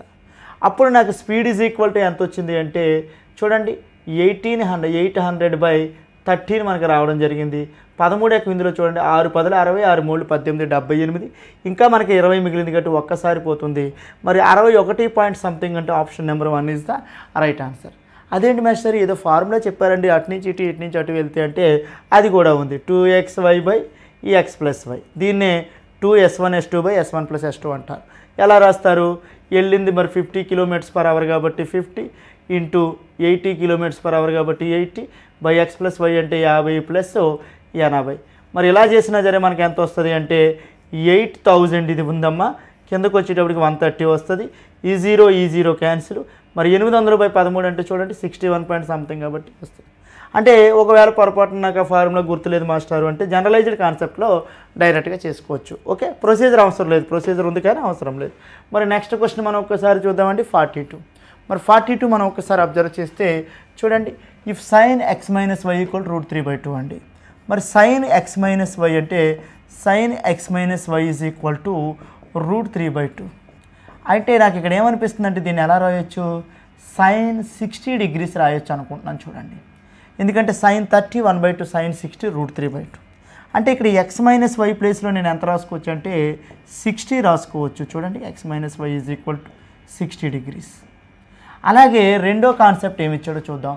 cos x + y = 1/2. మరి cos x + y = 1/2 ఉంది కాబట్టి మరి ఇక్కడ కూడా 1/2 ఉంది కాబట్టి దీని cos నేను ఎలా రాసుకోవచ్చు అంటే ఇక్కడ కూడా cos 60 రాసుకోవచ్చు. మరి ఇక్కడ cos 60 రాసుకోవచ్చు కాబట్టి ఇక్కడ మరి x + y ప్లేస్లో ఎంత ఉంటుందంటే ఇక్కడ కూడా 60 degrees. వాడు ఏమన్నాడు x and y are the positive acute angles అన్నాడు, ధనాత్మక కోణాలు. x greater than or equal to then what is the value of x అని అడిగాడు. అదేంటండి తీసేసిన 60 రావాలి మరి కలిపిన 60 రావాలంటే ఇక్కడ y = 0 అని అంటే x = ఎంత తీసుకోవాలి ఇప్పుడు 60 తీసుకుంటే 60 - 0 దట్ ఈజ్ ఈక్వల్ 60. అలాగే 60 degrees + 0 ఎంత వస్తుందంటే చూడండి 60 degrees వస్తుంది. కాబట్టి ఇప్పుడు x వాల్యూ మనకి ఎంత వస్తుందంటే option number 2 is the right answer. Trigonometric table వస్తే ప్రాబ్లం ఉండదు. మరి నెక్స్ట్ క్వశ్చన్ మనం ఒకసారి చూద్దామండి 43. If the sum of 2 numbers is 30 the product is 50 then the sum of the reciprocals is అని అడిగాడు. రెండు సంఖ్యల మొత్తము 30 వాటి లబ్ధము 50 అయితే వాటి విలోమాల మొత్తం ఎంత అని అడిగాడు. మరి విలోమాల మొత్తం అంటే 1/a + 1/b. మరి మీకు అందరికీ తెలిసిన విషయమే ఇక్కడ ఎల్సిఎం తీసుకుంటే ab పైన ఏమొస్తుందంటే a + b. మరి a + b అంటే మొత్తం ఎంత వస్తుందో చూద్దాం. మొత్తం అంటే 30 వచ్చింది, లబ్ధం అంటే 50 వచ్చింది కాబట్టి మరి ఈ zero cancel 3/5 is the right answer sir. Option number 4 is the right answer sir. మరి నెక్స్ట్ క్వశ్చన్ మనం ఒకసారి చూద్దామండి 44. Find the compound interest when the principal is 6000 at interest 10% per annum 2 years అన్నాడు. అంటే 2 సంవత్సరాలకి 10% వడ్డీ రేటుతో కాంపౌండ్ ఇంట్రెస్ట్ ఎంత అన్నాడు. మనం చాలా రకాలుగా దీన్ని చేయొచ్చండి. అంటే సాధారణంగా ఇప్పుడు 10% ఉంది కాబట్టి ఏం చేస్తారు 6000 రూపాయలను రాసుకుంటారు. సంవత్సరానికి 10% కాబట్టి 110/100 రాస్తున్నారు చాలామంది. అలాగే ఇక్కడ కూడా 110/100 రాస్తున్నారు. మరి ఈ 2 సున్నాలు ఇందులో 2 సున్నాలు క్యాన్సిల్, ఈ 2 సున్నాలు ఇందులో 2 సున్నాలు క్యాన్సిల్. మరి 60 × 11 11లో 121. మరి 11 11లో 121 వచ్చింది కాబట్టి చాలామంది చేసే పద్ధతి. మరి చూడండి 0 6 1 6 6 2 12 ఇంకా 1 6 1 6 1 7 7260. అంటే 6000 రూపాయలు నువ్వు అప్పు తీసుకుంటే 7260 వచ్చింది కాబట్టి నాకు 1260 రూపాయలు రావడం జరిగింది. ఓకే, ఇక్కడ మనం ఒక క్షణం ఆగుదాం. మరి నాకు ఇది ఎప్పుడు ఫ్లెక్సిబుల్ అండి 10% కానీ 20% కానీ 30% కానీ 40% కానీ ఇచ్చినప్పుడు నాకు ఇది ఫ్లెక్సిబుల్. మరి వాట్ అబౌట్ నాకు ఎప్పుడైనా ఫ్రాక్షన్స్ ఇచ్చినప్పుడు అంటే 16 2/3% ఇచ్చినప్పుడు అలాగే 14/2/7 ఇచ్చినప్పుడు ఇలాంటి పర్సంటేజ్లు ఇచ్చినప్పుడు మరి ఈ ప్రాబ్లం మనకు కొద్దిగా కాంప్లికేట్ అవుద్ది కాబట్టి మనం ఇక్కడ ఏం చేస్తామంటే ఇదే పద్ధతిని నేను ఏం చేస్తాను 10% అంటే నాకు పర్సంటేజ్ టేబుల్ ప్రకారం 1/10 అంటే నేను ఏం జరిగింది 10 రూపాయలు అప్పిస్తే నేను 11 రూపాయలు ఇచ్చాను 2 సంవత్సరాలకు కాబట్టి 10 రూపాయలు అప్పిస్తే 11 ఇచ్చాను 10 నాకు ఎంత అయిందంటే 100 11 121 అంటే 100 రూపాయలు అప్పిస్తే నాకు 21 రూపాయి వడ్డీ వచ్చింది. మరి 100 రూపాయలు అప్పించినప్పుడు 21 రూపాయలు వచ్చిందంటే 100 రూపాయలు అంటే ఇక్కడ నేను ఎంత వచ్చింది 6000 కదా. మరి 100కి 6000 అయితే మరి ఎక్స్ట్రా వచ్చిన 21కి నాకు ఎంత వస్తుందో చూస్తే మరి ఈ 2 సున్నాలు ఈ 2 సున్నాలు క్యాన్సిల్ మరి 0 6 1 6 6 2 12 1260 దట్ ఈజ్ ఈక్వల్ టు ఇంక ఈ మెథడ్ వచ్చింది అనుకోండి నీకు పర్సంటేజ్లు ఎలా ఉన్నా నువ్వు చేయగలవు పర్సంటేజ్ నువ్వు ఎలా ఉన్నా నువ్వు చేయగలవు గుర్తుపెట్టుకో. ఓకే నెక్స్ట్ క్వశ్చన్ మనం ఒక్కసారి చూద్దాం 45 మరి 45 మనం ఒక్కసారి అబ్జర్వ్ చేసినట్లయితే చాలా బేసిక్ క్వశ్చన్ ఇక్కడ అడగడం జరిగింది. What is the place value of 5 in the number అన్నారు. ప్లేస్ వాల్యూ అంటే చూడండి 1 1లో 10 100 1000 10,000 లక్ష 10 లక్షలు కోటి అంటే 5 crores ఉంటుంది. మరి క్రోర్స్ అంటే దీన్ని ఎలా రాయొచ్చు 5 ఇంటూ మరి ఎన్ని జీరోస్ ఉంటాయి 7 కాబట్టి 5 into 10⁻7 is the right answer sir. Option number 3 is the right answer. ఇంకా అంతకన్నా ఎక్కువ మాట్లాడుకోవాల్సిన అవసరం లేదు ఈ బిట్ గురించి. మరి నెక్స్ట్ క్వశ్చన్ చూద్దామండి 46 find the greatest number that divides 128 303 and 247 leaving remainder 4, 7, 19 respectively. 128, 303 మరియు 247 భాగించే అతిపెద్ద సంఖ్యను కనుగొనండి. వరుసగా 4, 7 మరియు 19 శేషాలు వస్తాయి అన్నాడు. మరి ఇటువంటి సంఖ్య ఎప్పుడైనా సరే గ్రేటెస్ట్ నెంబర్ అంటే మనం ఏంటంటే గసాబా కట్టాలి ఎప్పుడు కూడా. అయితే మరి HCF కట్టాలి కానీ ఎప్పుడు కూడా మరి రిమైండర్స్ ఎలా వస్తున్నాయంటే 4, 7, 19 రావాలి. మరి 4, 7, 19 రావాలంటే ఇప్పుడు చూడండి 128 - 4 తీసాం. ఎప్పుడైనా ఎలా కట్టాలి 124 - 4 చేయాలి. 128 చూడండి 128 - 4 చేయాలి. అదేవిధంగా మాట్లాడుకున్నట్లయితే 303 - 7 చేయాలి. అలాగే 247 - 19 చేయాలి. ఇప్పుడు చేస్తే నాకు ఎంత వస్తుంది ఇది 124 వస్తుంది. అలాగే ఇక్కడికి వచ్చేటప్పటికి 296 వస్తుంది. ఇక్కడికి వచ్చేటప్పటికి ఎంత వస్తుంది అంటే పోనీ 20 తీసామనుకోండి 247 అంటే 227 అంటే 228 వస్తుంది. మరి ఇప్పుడు జాగ్రత్తగా మనం అబ్జర్వ్ చేస్తే ఇప్పుడు చూడండి దీనికి నేను గసాబా కట్టాను అనుకోండి 4 ఇందులో 3 సార్లు 31. ఇక్కడ 4 4 7 28 16 4 సార్లు. ఇక్కడ 4 4 5 20 4 7 28. మరి మూడిట్లో కూడా మనకి ఏ టేబుల్ క్యాన్సిల్ అవ్వదండి ఎందుకంటే 31 ప్రైమ్ కాబట్టి మనకి గ్రేటెస్ట్ నెంబర్ ఏం మిగులుతుందంటే option number 4 is the right answer sir. Option number 4 is the right answer. Next 47 మనం ఒక్కసారి చూద్దామండి. 47లో మనకి డేటా ఏముంది అంటే if the LCM of A and B is C then their HCF is అని అడిగాడు. A, Bల యొక్క కసాగు సి అయితే గసాబా ఎంత అని అడిగాడు. మరి A, B యొక్క కసాగు అంటే ఎంత వస్తుంది సి అన్నాడు కాబట్టి ఏమన్నాం A into B is equal to కసాగు మనకి L into H కాబట్టి వాడు కసాగు ప్లేస్లో మనకి ఎంత ఇచ్చాడు A into B కసాగు ఎంత ఇచ్చాడంటే C ఇచ్చాడు ఇంటూ H. మరి గసాబా ఎంత అవుతుందంటే H is equal to AB/C రావడం జరుగుతుంది. మరి AB/C అంటే option number 4 is the right answer sir. Option number 4 is the right answer. మరి నెక్స్ట్ క్వశ్చన్ మనం ఒకసారి చూద్దామండి 48 find the gain percentage when the cost price is Rs 950 and selling price is Rs 1140. ఒక వస్తువు కొనుగోలు ధర 950 మరియు అమ్మకపు ధర 1140 అయితే లాభ శాతం ఎంత అని అడిగాడండి. మరి చూడండి వాడు ఏమి ఇచ్చాడు కాస్ట్ ప్రైస్ ఎంత ఇచ్చాడంటే 950 రూపీస్ ఇచ్చాడండి. మరి సెల్లింగ్ ప్రైస్ ఎంత ఇచ్చాడు అంటే 1140 రూపాయలు ఇచ్చాడు. ఓకే మరి నాకు ఈ జీరో క్యాన్సిల్ 19 ఎక్కం చూడండి ఇందులో 5 సార్లు పోతుంది. మరి ఇక్కడ 19 ఎక్కం అంటే 5 అంటే 6 సార్లు అంటే 6 సార్లు ఇక్కడ 114లో 6 సార్లు పోతుంది. మరి 5:6 అంటే లాభమా నష్టం అంటే రూపాయి ఎంతకి అంటే 5 రూపాయలకి. మరి 1/5 into 100 అంటే నాకు ఎంత వస్తుంది 20% అనేది మనకు ఆన్సర్ రావడం జరుగుతుంది. Option number 3 is the right answer sir. Option number 3 is the right answer.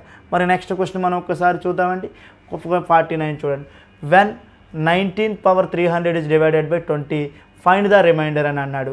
19^300 19^300 20 నేను శేషం ఎంత అని అడిగాడు. అయితే మీరు ఇక్కడ 2 కాన్సెప్ట్లు తెలుసుకోవాలి positive remainder and negative remainder. ఇప్పుడు ఫర్ ఎగ్జాంపుల్ 7ని నేను 3తో భాగించాను అనుకోండి. మరి 7ని నేను 3తో భాగిస్తే నాకు రిమైండర్ ఎంత వస్తుందంటే 3 1 3 + 4 వస్తుంది మిగులుతుంది. అలా కాకుండా మూడు ఒకట్ల 3 కాదు, 3 రెళ్ళు 6 ఎంత మిగులుతుందంటే 1 మిగులుతుంది. అలా కాకుండా 3 రెళ్ళు 6 కాకుండా 3 3 9 ఉంది. 9కి మనకి ఎంత తక్కువ ఉంది అంటే -2 ఉంది. కాబట్టి ఇలా 2 రకాలుగా చేసుకోవచ్చు. ఇక్కడ పాజిటివ్ రిమైండర్ వస్తుంది, ఇక్కడ నెగిటివ్ రిమైండర్ వస్తుంది. మీకు ఇంకా చెప్పాలంటే 18/4 అని చెప్తాను. మరి 18/4 అంటే 4 4 16 కాబట్టి ఇంకా ఎంత మిగులుతుంది? 2 మిగులుతుంది. అలా కాకుండా 4 5 20 కాబట్టి ఎంత తక్కువైంది? 2 తక్కువైంది. ఇలాగ మనకి ఏమొస్తుందంటే ఎప్పుడు కూడా పాజిటివ్ రిమైండర్ ఉంది, నెగిటివ్ రిమైండర్ ఉంది. కాబట్టి ఇక్కడ చూడండి 19ని మనం తీసుకుందాం. 20 19 అంటే చూడండి ఎంత తక్కువ ఉంది? ఒక్కసారి పోవాలి, కానీ ఎంత తక్కువ ఉంది? -1 తక్కువ ఉంది. మరి పవర్ 300 అంటే చూడండి మరి 1/300 పాజిటివ్ నెంబర్ ఉంది కాబట్టి మరి ఇది +1 అయిపోతుంది. మనకి రిమైండర్ ఎంత వస్తుందంటే 1 is the right answer sir. ఎందుకు? మరి 19 అంటే నెగిటివ్ రిమైండర్ ఎంత? -1 హోల్ టు ద పవర్ 300 అంటే మైనస్ ఇంటూ మైనస్ ప్లస్, మరి ఈవెన్ నెంబర్ ఉంది కాబట్టి ప్లస్ వస్తుంది. +1 is the right answer sir. ఓకేనా? మరి నెక్స్ట్ క్వశ్చన్ మనం ఒక్కసారి చూద్దామండి. 50 the minimum value of 4 sin² θ + 5 cos² θ is అని అడిగారండి. మరి ఎప్పుడైనా సరే ఇక్కడ కనిష్ట విలువ ఎంత అని అడిగారు కాబట్టి దీన్ని ఎలా రాయొచ్చు నేను? 4 sin² θ + 5 cos² θ అని అడిగారు కాబట్టి దీన్ని కొద్దిగా మాడిఫై చేసి 4 cos² θ + cos² θ అని రాస్తాను. ఓకే, మరి ఇప్పుడు చూడండి ఇక్కడ 4 ఉంది, ఇక్కడ 4 ఉంది కాబట్టి ఇప్పుడు sin² θ + cos² θ ప్లస్ ఇక్కడ ఎంత వచ్చిందంటే cos² θ. మరి ఇక్కడ చూడండి ఇది 4 × sin² θ + cos² θ 1. ఓకే, మరి ఇప్పుడు ఇది ఆల్రెడీ ఇది 4 ఉంది కాబట్టి నాకు ఇప్పుడు లీస్ట్ వాల్యూ కావాలి అంటే దీని వాల్యూ లీస్ట్ అవ్వాలి, అంటే మినిమం వాల్యూ కావాలంటే దీని వాల్యూ మినిమం. మరి కాస్ యొక్క మినిమం వాల్యూ మనకి ఎంత వస్తుందంటే 0 వస్తుంది. మరి ఎప్పుడు వస్తుందంటే cos 90. అంటే మరి దీని యొక్క మ్యాక్సిమం వాల్యూ ఎంత అంటే cos 0 1 వస్తుంది. కాబట్టి మినిమం వాల్యూ 0 ఉంది కాబట్టి ఇక్కడ మనకి ఎంత వస్తుంది? ఇంకా 4 ఉంది కాబట్టి option number 4 that is equal to 4 is the right answer. అందుకే మీరు ఇలాంటి ట్రిగనామెట్రిక్ ఈక్వేషన్ కానీ ఎప్పుడైనా వచ్చినప్పుడు మీరు డైరెక్ట్గా రాసేయచ్చు. ఎలాగా? నేను ఒకటే చెప్తాను చూడండి. A sin² θ + B cos² θ దీని యొక్క మ్యాక్సిమం వాల్యూ ఏముంది అంటే ఈ రెండిట్లో మ్యాక్సిమం ఏముంటే అది మ్యాక్సిమం పెట్టండి. అంటే మ్యాక్సిమం వాల్యూ అంటే A, Bలో ఏది మ్యాక్సిమం వస్తే అది మ్యాక్సిమం. మరి మినిమం వాల్యూ ఏముంది అంటే మాస్టారు A, Bలో ఏది మినిమం వస్తే అది మినిమం పెట్టాలి. ఇప్పుడు ఎలా పెడతారు? ఇక్కడ 4 ఉంది, ఇక్కడ 5 ఉంది, మినిమం వాల్యూ కాబట్టి 4. ఒకవేళ మ్యాక్సిమం అడిగాడు అనుకోండి 5, ఇంకా అడిగితే 2 అడగాలి, మినిమం అయినా అడగాలి, మ్యాక్సిమం అయినా అడగాలి. ఓకే, నెక్స్ట్ చూడండి. A profit of 20% is earned by selling an article for 2400. If the same article were sold for 2600 the profit percentage would be అన్నాడు. అంటే ఏమంటున్నాడు? ఒక వస్తువును 2400 రూపాయలకి అమ్మడం ద్వారా 20% లాభం వస్తే 2600కి అమ్మితే లాభ శాతం ఎంత అన్నాడు. చాలా చూడండి మనకి నెంబర్స్ మీద కమాండ్ బేసిక్ మీద ఉంటే నేను చూడండి ఏం చేస్తాను, 2400 రూపాయలకి అమ్మానమ్మా. మరి 2400 రూపాయలకి అమ్మినప్పుడు ఇది 120 అయితే మరి ఇప్పుడు 2600 రూపాయలకి అమ్మినప్పుడు మీరు పెద్దగా స్టెప్స్ ఏమి రాయవసరం లేదు. చూడండి ఈ జీరో కొట్టేస్తే 240లో సగం 120 అయినప్పుడు 260లో సగం ఎంత అవ్వాలంటే 130. కాబట్టి 30% ప్రాఫిట్ అనేది మనకి రావడం జరుగుతుంది. ఓకేనా? 260 అంటే చూడండి. మరి అలా కాకుండా చూడండి 24లో సగం 12 అయితే 26లో సగం 13 కాబట్టి 130 వస్తుంది. మరి నెక్స్ట్ క్వశ్చన్ మనం ఒకసారి చూద్దామండి. 52. మరి 52 మనం ఒకసారి చూసినట్లయితే the population of the town increases at the rate of 10% every year. The present population 1000. In how many years it will population become 1331 అన్నాడు. అంటే ప్రతి సంవత్సరం 10% చొప్పున పెరుగుతుందట. మరి ప్రతి సంవత్సరం 10% చొప్పున పెరిగితే మరి ఎన్ని సంవత్సరాల తర్వాత 1331 ఉంటుందన్నాడు. ఇప్పుడు చూడండి 1000 అంటున్నాను. మరి ప్రతి సంవత్సరం నాకు తెలియదు కాబట్టి 10% కాబట్టి 110/100. మరి ఇది ఎన్ని సంవత్సరాలకి ఇలాగ అవుతుందో తెలియదు కాబట్టి power n that is equal to 1331 రావాలి. అంటే సంవత్సరానికి 10% కరెక్టే, 1000 ఉన్నది కరెక్టే, కానీ ఎన్నిసార్లు వస్తుందో తెలియదు కానీ ఇది రావాలి. నాకేమనిపిస్తుందంటే ఈ zero cancel, 11/10 whole to the power of n రాశాను. దట్ ఈస్ ఈక్వల్ టు ఇది 1331/1000 రాశాను. దీన్ని ఎలా రాస్తాను? ఇప్పుడు 1331 అంటే 11 క్యూబ్, అలాగే ఇది అంటే 1000 అంటే 10 క్యూబ్ కాబట్టి మరి ఇక్కడ మీరు గమనించండి ఇది 11/10, ఇది 11/10. కాబట్టి n వాల్యూ మనకి ఎంత వస్తుందంటే 3 వస్తుంది. Option number 4 is the right answer sir. Option number 4 is the right answer sir. మరి నెక్స్ట్ క్వశ్చన్ మనం ఒకసారి చూద్దామండి. 53. The radius of the circle is reduced by 25%, its area reduced by అని అడిగాడండి. వృత్త వ్యాసార్థం 25% తగ్గితే వైశాల్యం ఎంత తగ్గుతుంది అన్నాడు. మరి అంతా ప్రొసీజర్ చేసే బదులు వృత్తానికి కానీ చూడండి చతురస్రానికి కానీ వృత్తానికి కానీ అడిగినప్పుడు ఎప్పుడైనా సరే వృత్త వ్యాసార్థం అని అడిగినా చతురస్ర భుజం అడిగినా తగ్గుతుంది అన్నాడు. కాబట్టి మనం ఏం చేస్తామంటే -2x ప్లస్ ఈ x²/100 ఫార్ములా డైరెక్ట్గా, అంటే తగ్గితే మైనస్ పెరిగితే ప్లస్ అని రాసాం కదా. పోనీ ఇలా గుర్తుపెట్టుకోలేదనుకో -25 ఇదిగోండి, మళ్ళీ ఎగైన్ -25, మరి మైనస్ ఇంటూ మైనస్ ఎంత అంటే +25 × 25/100 అండి. మరి ఇక్కడ చూడండి -25 అంటే -50 వస్తుంది. మరి -25 -50 ప్లస్ వచ్చేటడికి 25 ఎంత వస్తుందంటే 625/100 మనకి రావడం జరిగింది. మరి 625 అంటే -50 ప్లస్ వచ్చేటడికి ఇక్కడ ఎంత వచ్చిందంటే చూడండి జాగ్రత్తగా 6.25 రావడం జరిగింది. మరి -50 + 6.5 అంటే 43.75 అనేది మనకి తగ్గడం జరుగుతుంది. మరి 43.75 అంటే option number 4 is the right answer sir. Option number 4 is the right answer sir. ఓకేనా. మరి నెక్స్ట్ క్వశ్చన్ మనం ఒక్కసారి చూద్దామండి. 54 మనం ఒక్కసారి అబ్జర్వ్ చేసినట్లయితే 50% of 500 is equal to what percentage of 2500 అన్నాడు. చూడండి ఇప్పుడు 500లో 50% అంటే మరి డైరెక్ట్గా రాయండి. 50% అంటే 500లో సగం ఎంత 250. మరి 250 అనేది 2500లో ఎంత శాతం అన్నాడు ఇంటూ x/100 రాద్దాం. పర్సంటేజ్ నీకు తెలియదు కాబట్టి. మరి ఇది 250 అంటే ఇందులో ఎన్నిసార్లు పోతుంది 10 సార్లు. మరి ఈ 0కి క్యాన్సిల్ అయితే x = ఎంత వస్తుంది చెప్పండి 10%. ఇదిగో concept. Option number 2 is the right answer sir. Option number 2 is the right answer. మరి నెక్స్ట్ క్వశ్చన్ మనం ఒకసారి చూద్దామండి. 55. మరి 55 మనం ఒకసారి అబ్జర్వ్ చేసినట్లయితే Ravi is 5 years older than his wife who is 5 times as old as her daughter. 3 years ago her daughter age was 4 years. What is Ravi's present age అన్నాడు. రవి తన భార్య కంటే చూడండి 5 సంవత్సరాలు పెద్దవాడు. రవి ఏజ్ ఆ వైఫ్ ఏజ్ కంటే ఎన్ని సంవత్సరాలు పెద్దది? ఇక్కడ ఎక్స్ ఉందనుకోండి, ఇక్కడ మనకి ఎంత వస్తుందంటే రవి 5 సంవత్సరాలు పెద్దవాడు. అయితే ఈవిడి రేషియో ఎంత ఉంటుందో చూద్దాం ఒక్కసారి మనం వెనక నుంచి వద్దాం. ఇక్కడ రవి వైఫ్ వీళ్ళ డాటర్. రవి తన భార్య కంటే 5 సంవత్సరాలు పెద్దవాడు, ఓకే. ఆమె తన కుమార్తె కంటే 5 రెట్లు పెద్దది. 5 రెట్లు పెద్దదంటే ఇక్కడ 5 ఉందనుకోండి, ఇక్కడ 5x ఉందనుకోండి, ఇక్కడ మనకి ఏమొస్తుందంటే x వస్తుంది. అయితే మరి వీడేంటి పరిస్థితి అంటే ఆవిడకన్నా వీడు ఎంత పెద్దవాడంటే 5 సంవత్సరాలు పెద్దవాడు. అయితే ఏమంటున్నారు 3 సంవత్సరాల క్రితం ఆమె కుమార్తె వయసు 4 సంవత్సరాలు. నాన్న 3 సంవత్సరాల క్రితం 4 అంటే ప్రజెంట్ ఎంత ఉంటుందంటే 7 ఉంటుందమ్మా. మరి ప్రజెంట్ 7 అయితే 5 ఏళ్ళు ఎంత వచ్చిందంటే 35. మరి 35 + 5 అంటే ఎంత వచ్చిందంటే మనకి ఇక్కడ 40 సంవత్సరాలు మనకి ఆన్సర్ రావడం జరిగింది. That is equal to option number 2 is the right answer sir. Option number 2 is the right. 5 సంవత్సరాలు పెద్దవాడు కదా, 35 + 5 అంటే 40 మనకు రావడం జరిగింది. Option number 2 is the right answer sir. మరి నెక్స్ట్ క్వశ్చన్ మనం ఒకసారి చూద్దామంటే 56. 56లో మనకి డేటా ఏముందంటే if the price of the tea is increased by 20%, by what percentage should a household reduce its consumption of tea so that the budget remains the same అన్నాం. Tea ధర 20% పెరిగితే బడ్జెట్లో ఎటువంటి మార్పు లేకుండా ఉండాలి అంటే వినియోగాన్ని ఎంత శాతం తగ్గించాలి అని అడిగాడండి. మరి వినియోగాన్ని ఎంత శాతం తగ్గించాలి అంటే బడ్జెట్లో ఎటువంటి మార్పు లేకుండా అంటే ఇక్కడ మనకు కాన్సెప్ట్ ఏంటంటే ఇలాంటి కాన్సెప్ట్ వచ్చినప్పుడు ఎంత పెరిగింది అని చూసుకుంటే 100x/100 + x అమ్మ. ఇది కాన్సెప్ట్. ఏ కండిషన్ అంటే చూడండి ఏ యొక్క జీతం బి కంటే 10% ఎక్కువైతే బి యొక్క జీతం ఏ కంటే ఎంత తక్కువ అన్న కాన్సెప్టే వస్తుంది. ఇప్పుడు ఎప్పుడైతే టీ కాస్ట్ పెరిగిందో బడ్జెట్లో చేంజెస్ రాకూడదంటే నీ వినియోగం తగ్గించుకోవాలి. 1 పెరిగితే 1 తగ్గుతుంది చూడంండి. మరి 1 పెరిగితే 1 తగ్గుతుంది కాబట్టి మరి 100 ఇంటూ నాకు ఎంత వస్తుందంటే 20 అంటే 120 అంటే ఇక్కడ చూడండి 100 ఇంటూ 20/120 వస్తుంది. మరి 120 వస్తుందంటే 20 ఇందులో ఎన్నిసార్లు పోతుంది 6 సార్లు.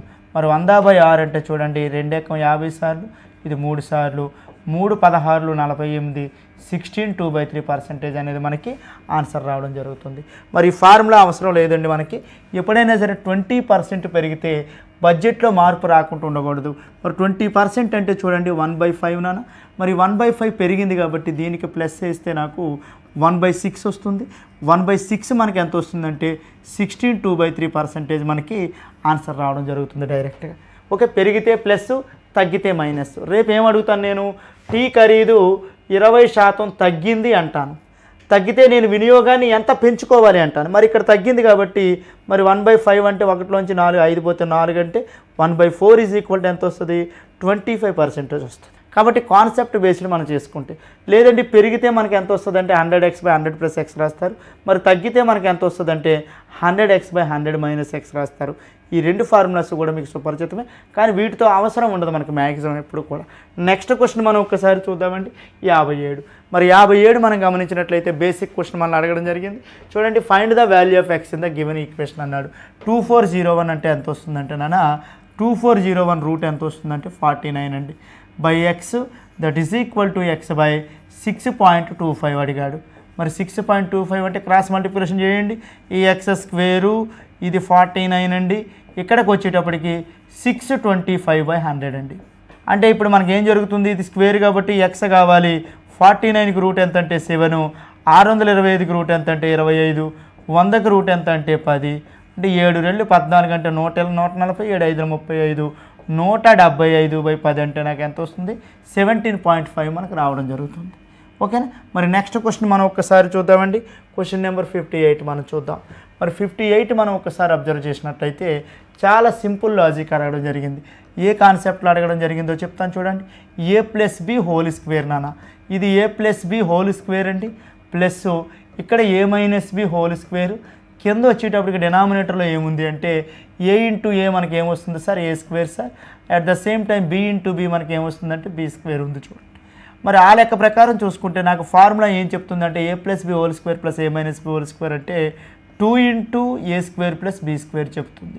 మరి 2 × a² + b² ఇక్కడ కూడా a² + b² ఉంది కాబట్టి మరి క్యాన్సిలేషన్ చేస్తే ఫైనల్గా నాకు ఏం మిగిలారు, 2 మిగిలారు. ఇక్కడ ఏ ప్లేస్లో ఎవడొస్తాడు, 3.17, బి ప్లేస్లో ఎవడొస్తాడు, 9.12. సింపుల్గా 2 వస్తుంది మనకి ఎప్పుడైనా సరే.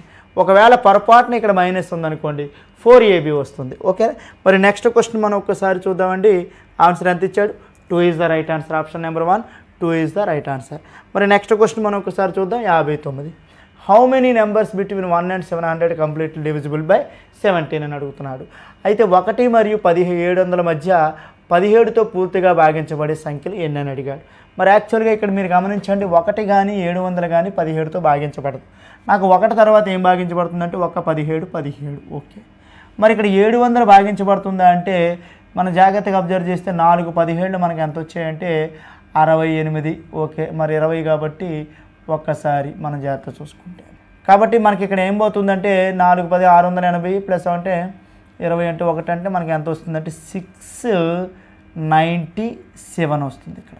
అంటే 17 నుంచి 697 వరకు ఎన్ని 17తో భాగించబడే నెంబర్లు ఉన్నాయన్నది. మరి ఎప్పుడైనా సరే ఇటువంటి క్వశ్చన్ అడిగితే వినండి ఒకసారి. మరి 1 నుంచి 700 వరకు అంటే ఇక్కడ 17 ఎక్కం పోతుందంటే 17 1 17, ఇక్కడ 17 41 అంటే 697. కాబట్టి ఇలాంటి క్వశ్చన్ వచ్చినప్పుడు n ఈజ్ ఈక్వల్ టు ఏం రాసుకుంటాం అంటే లాస్ట్ మైనస్ ఫస్ట్ అంటే l - a బై మరి దేంతో భాగించమన్నాడు అది +1 అండి. మరి లాస్ట్ మైనస్ ఏంటి, 697 నుంచి 17 పోతే 680 సార్. మరి 680/17 + 1, ఈ 17 యొక్క ఇందులో 40 సార్లు పోతుంది. మరి 40 + 1 అంటే 41 రావడం జరుగుతుంది. అయితే మీరు ఇక్కడ మాత్రం ఈజీగా చెప్పొచ్చు. ఎలా చెప్పొచ్చు, 1 నుంచి 700 అన్నాను అనుకోండి, ఎలాగ ఫస్ట్ నుంచే స్టార్ట్ అయింది కాబట్టి ప్రాబ్లం ఉండదు. ఇక్కడ చూడండి ఎన్నిసార్లు పోతుందంటే 17 ఎక్కం 17 × 40 ఒక్కసారి పోతుందమ్మా. అంటే 17 ఎక్కం 4 17 68, 20లో ఒక్కసారి పోతుంది కాబట్టి 41 ఇక్కడ డైరెక్ట్గా వచ్చేస్తుంది. మరి నీకు ఎప్పుడు ప్రాబ్లం వస్తుంది, ఎప్పుడు ఈ కాన్సెప్ట్ వాడాలి, మరి మీరు ఎందుకు చెప్తున్నారు నాకు? ఒకవేళ నీకు నిజంగా అలాగే వచ్చేస్తే మరి ఇదే చెప్పొచ్చు కదా అంటే ఇక్కడ ఫస్ట్ నుంచి స్టార్ట్ అయింది కాబట్టి చెప్పేస్తాం. రేపు నేను ఎగ్జామ్లో ఏమడుగుతానంటే 100 నుంచి 800 వరకు 17 చేత భాగించబడే సంఖ్యలు ఎన్ని అని అడుగుతాను, లేదా 200 నుంచి 500 వరకు 17 చేత భాగించబడే సంఖ్యలు. అలాంటప్పుడు ఈ షార్ట్ కట్ ఉపయోగపడుతుంది, జాగ్రత్త చూసుకోండి. ఓకేనా. ఇప్పుడు ఉన్న క్వశ్చన్లో అయితే ఇది డైరెక్ట్ చెప్పేయచ్చు. నెక్స్ట్ క్వశ్చన్ మనం ఒక్కసారి చూద్దామండి. 60. మరి 60 మనం ఒక్కసారి చూస్తే టైమ్ అండ్ వర్క్ నుంచి ఇవ్వడం జరిగింది. చూడండి, RAM alone can finish a task in 20 days, Shyam can finish the 30 days. How many days will they finish the take if they work together అన్న. అంటే ఇద్దరు కలిసి పని చేస్తేనా, చూడండి రామ్ ఒక్కడే ఒక పనిని 20 రోజుల్లో చేయగలడు. రామ్ ఒక్కడే ఒక పనిని 20 రోజుల్లో చేయగలడు. అలాగే శ్యామ్ ఒక్కడే అదే పనిని ఎన్ని రోజుల్లో చేయగలడు అంటే 30 రోజులు. మరి ఇద్దరు కలిసి పనిచేసినప్పుడు 2 రకాలుగా చేయొచ్చు. మనం ఎలా చేస్తాము, ఏబి బై ఇద్దరు కలిసి చేస్తే ఏ ప్లస్ బి చేస్తాం, ఇద్దరు కలిసి చేస్తే అప్పుడు 20 × 30 బై 20 + 30 ఎంత అంటే 50, 0 0 క్యాన్సిల్, ఇందులో 4 సార్లు కాబట్టి 4 3 మనకి ఎంత వస్తుందంటే 12 మనకి ఆన్సర్ రావడం జరిగింది. అయితే చాలామంది ఇక్కడ ఏం చేస్తారంటే టైమ్ అండ్ వర్క్లో ఒక బేసిక్ కాన్సెప్ట్ మర్చిపోతారు. ఇక్కడ ఏ అన్నాను, ఇక్కడ బి అన్నాను, ఏబీలు ఇద్దరు కలిసి పనిచేశారు అన్నాను. మీరు ఏం చేస్తారంటే బేసిక్ వాల్యూ తీసుకోండి. 10 15 ఉన్నప్పుడు ఆన్సర్ ఎంత అంటే 6 అమ్మ. అలాగే 2 10లు 20, ఇక్కడ 30 ఉన్నప్పుడు ఆన్సర్ ఎంత అంటే ఇద్దరు కలిసి అంటే 12. 3 10లు 30, 4 10లు 45 తీసుకున్నప్పుడు ఇక్కడ ఎంత అంటే 18. అలాగే 4 10లు 40, 4 15లు 60 వచ్చినప్పుడు ఎంత వచ్చిందంటే 24. అలాగే 5 10లు 50, 5 15లు 75 వచ్చినప్పుడు ఎంత వచ్చిందంటే 5 6లు ఇక్కడ 30 వస్తుంది. ఇది కాన్సెప్ట్. రేపు పొద్దున నేను ఎప్పుడైనా సరే ఏ ఒక పనిని ఇప్పుడు జాగ్రత్తగా గమనించండి. ఇది ఎందుకు తీసుకోమంటున్నానంటే ఇలా చేయడం వల్ల ఏమవుతుందంటే ఇంకా స్పీడ్గా మనకి ఏంటంటే ర్యాండమ్ వాల్యూస్ రెడీమేడ్ ఈ వాల్యూ లేకుండా మాత్రం బేసిక్ వాల్యూ లేకుండా మాత్రం అవ్వదు మనకి పని. ఎందుకు ఉపయోగపడుతుంది, ఏ ఒక పనిని 10 రోజుల్లో చేయగలడు, బి అదే పనిని 15 రోజుల్లో చేయగలడు, ఏబి కలిసి ఎన్ని రోజుల్లో చేయగలరు అంటే 6 రోజులు. A can do a piece of work in 10 days, B can do the same work in 15 days, both together 6 days work. అయితే ఇక్కడ చూడండి దీన్ని బట్టి మనకి 20 30 వచ్చింది కాబట్టి 2 6లు 12 వచ్చింది. రేపు నేను ఎగ్జామ్లో ఏం అడగొచ్చు, ఏ ఒక 2 డేస్లో వర్క్ చేయగలడు, బి 3 డేస్ మాత్రమే వర్క్ చేయగలడు, ఇద్దరు కలిస్తే ఎన్ని రోజులు చేస్తారంటే 2 3 అంటే ఇక్కడ ఎంత వస్తుందంటే 1.2. నెక్స్ట్ ఇంకొక ఎగ్జామ్లో ఏమైనా అడిగారు అనుకోండి, ఏ ఒక వర్క్ని 5 డేస్లో చేయగలడు, ఇది 7.5లో చేయగలరు, అయితే ఇక్కడ ఎన్ని రోజులు అవుతుందంటే 3 డేస్ అవుతుంది. ఇది 5, ఇది 7.2 చేస్తే ఇది 3 వస్తుంది. కాబట్టి ఇది రెడీమేడ్ వాల్యూస్ మీరు పెట్టుకోగలిగితే మిగతా కొద్దిగా ఈజీ అవుతాయి ఎప్పుడైనా సరే. రేపు ఎప్పుడైనా సరే ఒక క్వశ్చన్ చూడండి, ఏ ఒక పనిని 30 డేస్లో చేయగలడు, ఇద్దరు కలిస్తే 18 రోజుల్లో చేయగలడు, బి ఒక్కడు ఎంత వస్తుందంటే 45. అలాగే ఏ ఒక్కడు 40 రోజుల్లో చేయగలడు, ఇద్దరు కలిస్తే 24 రోజుల్లో చేయగలడు, ఇక్కడ ఎంత వస్తుందంటే బి ఒకడు 60 వస్తుంది. ఇలాగ మనకి ఎప్పుడైనా సరే జాగ్రత్తగా. అదేవిధంగా మీరు కావాలంటే చెక్ చేసుకోండి, ఆల్టర్నేటివ్ వర్కింగ్లో కూడా అదే ఉంటుంది. ఏ ఒక పనిని 10 రోజుల్లో చేయగలడు, బి అదే పనిని 15 రోజుల్లో చేయగలడు, they work on alternative days, ఇద్దరూ కలిసి రోజు విడిచి రోజు పని చేస్తే అప్పుడు ఎన్ని రోజులు పడుతుందంటే ఇక్కడ 6 ఉంది కాబట్టి రోజు విడిచి రోజు పని చేసినప్పుడు ఏం చేయాలంటే ఇంటూ 2 చేయాలి, 6 × 12. ఈ వాల్యూస్ అందుకు ఉపయోగపడతాయి కాబట్టి జనరల్గా ఇటువంటి వాల్యూస్ వచ్చిన మాస్టరు ఇది చిన్న లెక్క అయిపోయింది కదండి అంటే చాలామంది చేసే మిస్టేక్ చెప్తున్నాను. ఇక్కడ నేను కొద్దిగా మీరు ప్రిపరేషన్ విధానాన్ని కొద్దిగా డైవర్ట్ చేస్తే టక్కని ఇలా చూసి మీరు ఆన్సర్ పెట్టే అవకాశాలు కూడా మనకు ఉపయోగపడుతుంటే మీరు జాగ్రత్తగా అబ్జర్వ్ చేసుకోండి. మరి నెక్స్ట్ క్వశ్చన్ మనం ఒకసారి చూద్దామండి. 61 క్వశ్చన్ నెంబర్ 61 చూడండి. మిస్టర్ కుక్ చూడంండి, mister Cook sold a book at a profit of 14%. If he had sold it for 5.4 more, he would have made profit 20. Find the cost price of the book అన్నాడు. ఏమంటున్నాడు, యాక్చువల్గా profit ఎంతకు వచ్చిందంటే 114 అంటే ఇక్కడికి అమ్మాడు. ఈ had sold it for 5.40. ఒకవేళ అమ్ముంటే ఎంత వస్తుందంటే 120 వస్తుంది. అంటే 14 అంటే 114, 20 అంటే 120. కానీ ఎంత పర్సెంటేజ్ వచ్చింది, 6% ప్రాఫిట్. మరి దీనికి ఎందువల్ల 6% వచ్చిందంటే 5.40. మరి 6% 5.40 అయితే మరి 100% కాస్ట్ ప్రైస్ ఎంత ఉంది అని అడిగాడు. కాబట్టి ఎంత వస్తుందంటే ఇక్కడ 6 ఎన్నిసార్లు పోతుందంటే 90 సార్లు, 90 కాదు కానీ ఇది 0.90. మరి 0.90 × 100 అంటే నాకు ఎంత వస్తుందంటే 90 రూపాయలు మనకు ఆన్సర్ రావడం జరిగింది. Option number 4 is the right answer sir. Option number 4 is the right answer sir. మరి నెక్స్ట్ క్వశ్చన్ మనం ఒకసారి చూద్దామండి. చూడండి, the smallest number that is divisible by 10, 14 and 28 that is a perfect square అని అడిగాడు. అంటే 10, 14 మరియు 28తో భాగించబడే అతి చిన్న సంఖ్య మరియు ఒక పరిపూర్ణ వర్గం అడిగాడు. మరి 10, 14, 28 అతి చిన్న సంఖ్య అంటే ముందు ఏం కట్టాలంటే ఎల్సిఎం కడదాం. మరి ఎల్సిఎంలో నాకు ఏం తేలింది, 2, ఇక్కడ 5, ఇక్కడ 7, ఇక్కడ 4, 7 2 14 కదా, ఇక్కడ 14 2 28. మళ్ళీ ఇక్కడ ఎంత తేలిందంటే 7 ఎక్కం 5 1 2. అంటే ఇప్పుడు నాకు ఏమనిపిస్తుంది, ఇప్పుడు చూడండి 2 × 7 × 5 ఇది ఎల్సిఎం వచ్చింది ఓకే. కానీ వాడు ఏమడుగుతున్నాడు, పర్ఫెక్ట్ స్క్వేర్ ఏదని అడుగుతున్నాడు. మరి మీరు ఇక్కడ గమనించండి 2 2 4 కాబట్టి ఇది పర్ఫెక్ట్ స్క్వేర్ వదిలేయండి. ఇప్పుడు నేను దీనికి ఇంకొక 7 ఉంటే కానీ ఇది పర్ఫెక్ట్ స్క్వేర్ అవ్వదు కాబట్టి ఒక 7 పెట్టి మల్టిప్లై చేస్తున్నాను. అలాగే ఇంకొక 5 ఉంటే అవ్వదు కాబట్టి ఇక్కడ ఒక 5 పెట్టి మల్టిప్లై చేయాలి. ఇప్పుడు దీన్ని బట్టి నాకు ఏమర్థమైంది, 2 2 4 × 7 5 35 ఇంటూ మళ్ళీ 7 5 మనకి ఎంత వచ్చిందంటే 35 వచ్చింది. మరి 35 మనకి ఎంత వచ్చిందంటే 3 4 12 1225. మరి 1225 ఇంటూ 4 అంటే మనకి ఎంత వచ్చిందంటే 4900 మనకు ఆన్సర్ రావడం జరిగింది. Option number 2 is the right answer. అక్కడ లేదు అవకాశం కాబట్టి ఇక్కడ చూడండి 2 2 4 అది స్క్వేర్ అయిపోతుంది. 7 7 సార్ ఇక్కడ ఉంటుంది, ఒక 7తో గుణించాలి, ఇంకొక 5తో గుణిస్తే కానీ పర్ఫెక్ట్ స్క్వేర్ అవ్వదు. ఓకేనా. మరి నెక్స్ట్ క్వశ్చన్ మనం ఒకసారి చూద్దాం. 63 మనం ఒకసారి చూస్తే చూడండి, A alone can finish the task in 30 days. He work for 6 days on the same task and then B finish the it in 24 days అన్న. How many days A and B together finish the work అన్న. A ఒక్కడే ఒక పనిని 30 రోజుల్లో పూర్తి చేస్తే అతను ఆ పనిపై 6 రోజులు పని చేస్తాడు, ఆపై బి దాన్ని 24 రోజులు పూర్తి చేస్తాడు. ఏబీలు కలిసి ఎన్ని రోజులు చేస్తారన్నాడు. యాక్చువల్గా ఏ ఎన్ని రోజుల్లో చేయగలడు అంటే 30 రోజుల్లో చేయగలడు. కాకపోతే 30 రోజులు చేసిన తర్వాత ఇంకా 6 రోజులు పనిచేశాడు, మానేశాడు. 6 రోజులు పనిచేసాడంటే చూడండి టోటల్ 30 రోజుల్లో ఏ మామూలుగా ఎంత 30 రోజుల్లో చేయగలడు. కానీ ఆ 30 రోజులు చేయవలసిన పని 6 రోజులు చేసి మానేశాడు కాబట్టి ఇంకా ఎంత ఉంటుందంటే 24. మరి 24 అంటే ఈ పనిని ఎవరు చేశాడంటే బి చేశాడు. బి ఎన్ని రోజులు చేశాడు? మరి 24 రోజుల్లో పూర్తి చేశాడు అన్న. మరి 24కి 24 వస్తే బి కూడా ఆ పనిని ఎన్ని రోజుల్లో చేయగలడు? 30 రోజుల్లో చేయగలడు. ఇది బి. అంతే కదా దాని అర్థం. 6 రోజులు పనిచేసి మానేస్తే ఇంకా 24 రోజులు ఉంది.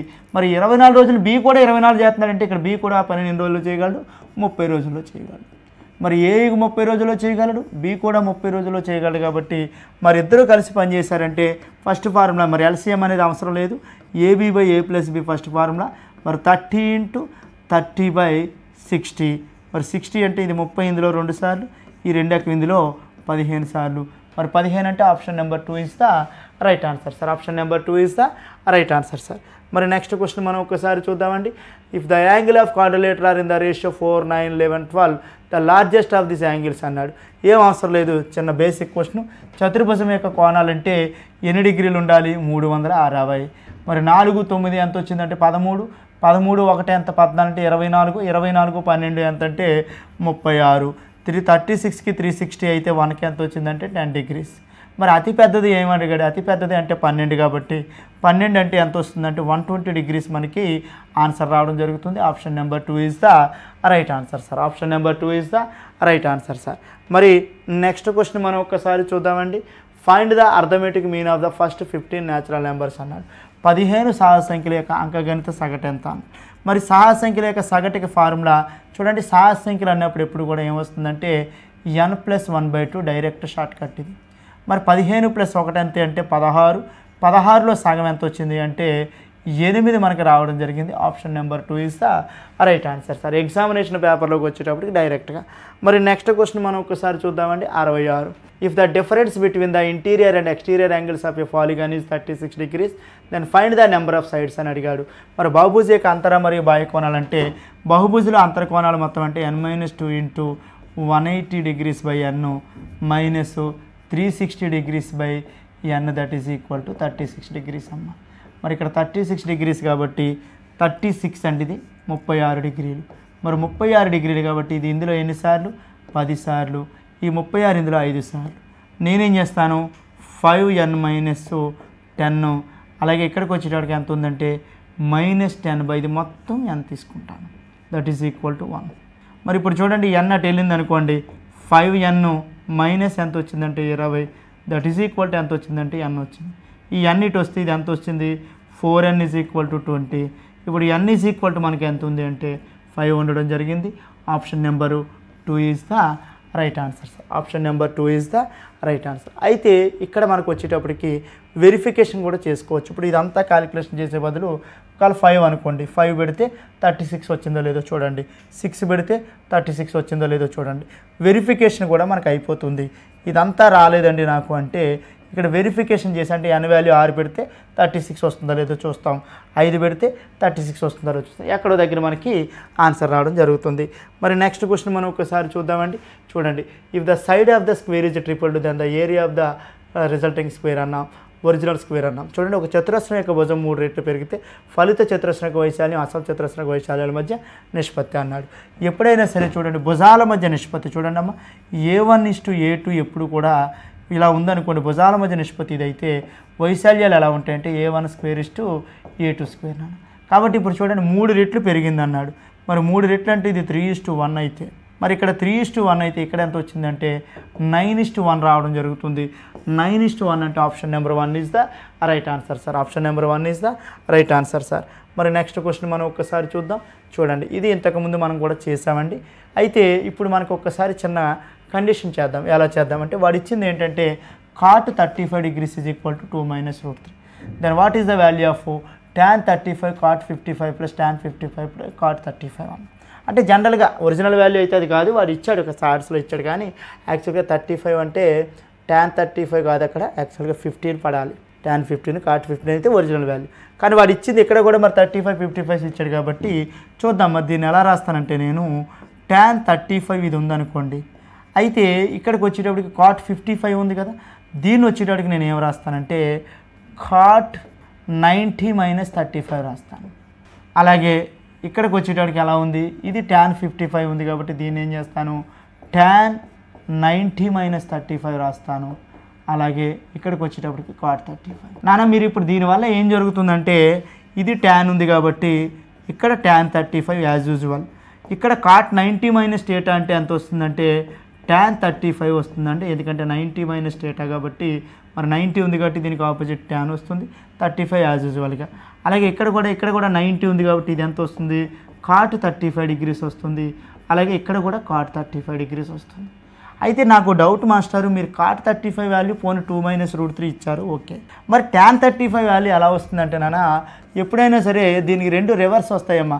cot 35 degrees is equal to 2 plus root 3, 2 minus root 3 అయింది కదా, మరి 35 is equal to 2 minus root 3 అయింది కదా.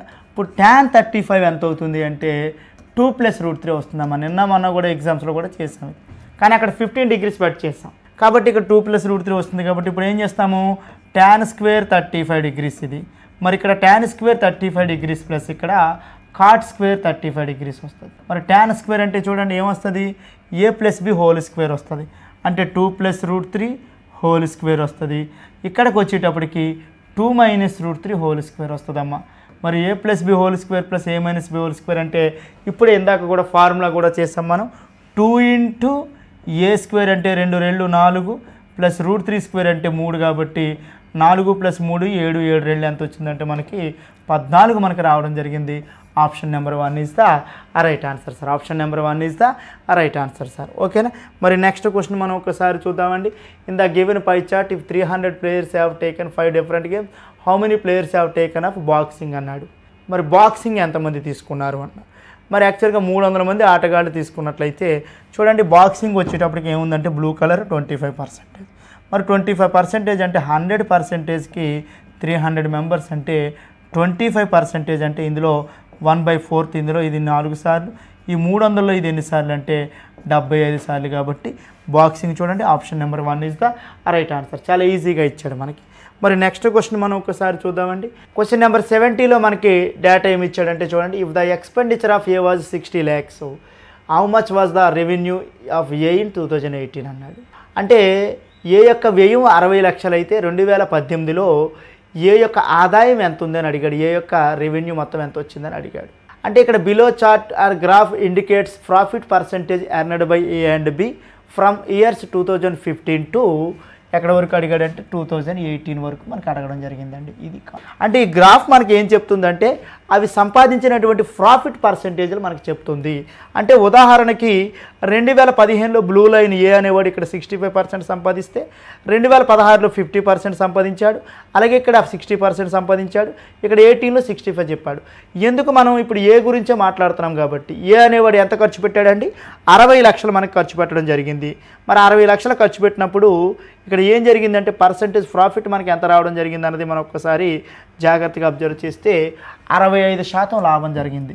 మరి లాభం అంటే రెవెన్యూ అనేది ఎప్పుడు కూడా ఎలా ఉంటుందంటే మరి రెవెన్యూ అనేది ఎప్పుడు కూడా ఎంత ఉంటుంది లేదా ఆదాయం అనేది వాడు పెట్టిన ఎక్స్పెండిచరు ప్లస్ మనకి ఏం కావాలి ప్రాఫిట్ కూడా కావాలి, దాన్ని మనం రెవెన్యూ కింద తీసుకున్నాం. మరి ఇప్పుడు రెవెన్యూ అడిగాడు అంటే ఆదాయం అడిగాడు కాబట్టి జాగ్రత్తగా అబ్జర్వ్ చేస్తే వాడు పెట్టింది 60 లక్షలు ప్లస్ ప్రాఫిట్ వచ్చినప్పుడు మరి ప్రాఫిట్ పెట్టుబడి మీద రావాలి కాబట్టి 65/100 ఇంటూ నాకు 60 వస్తుంది.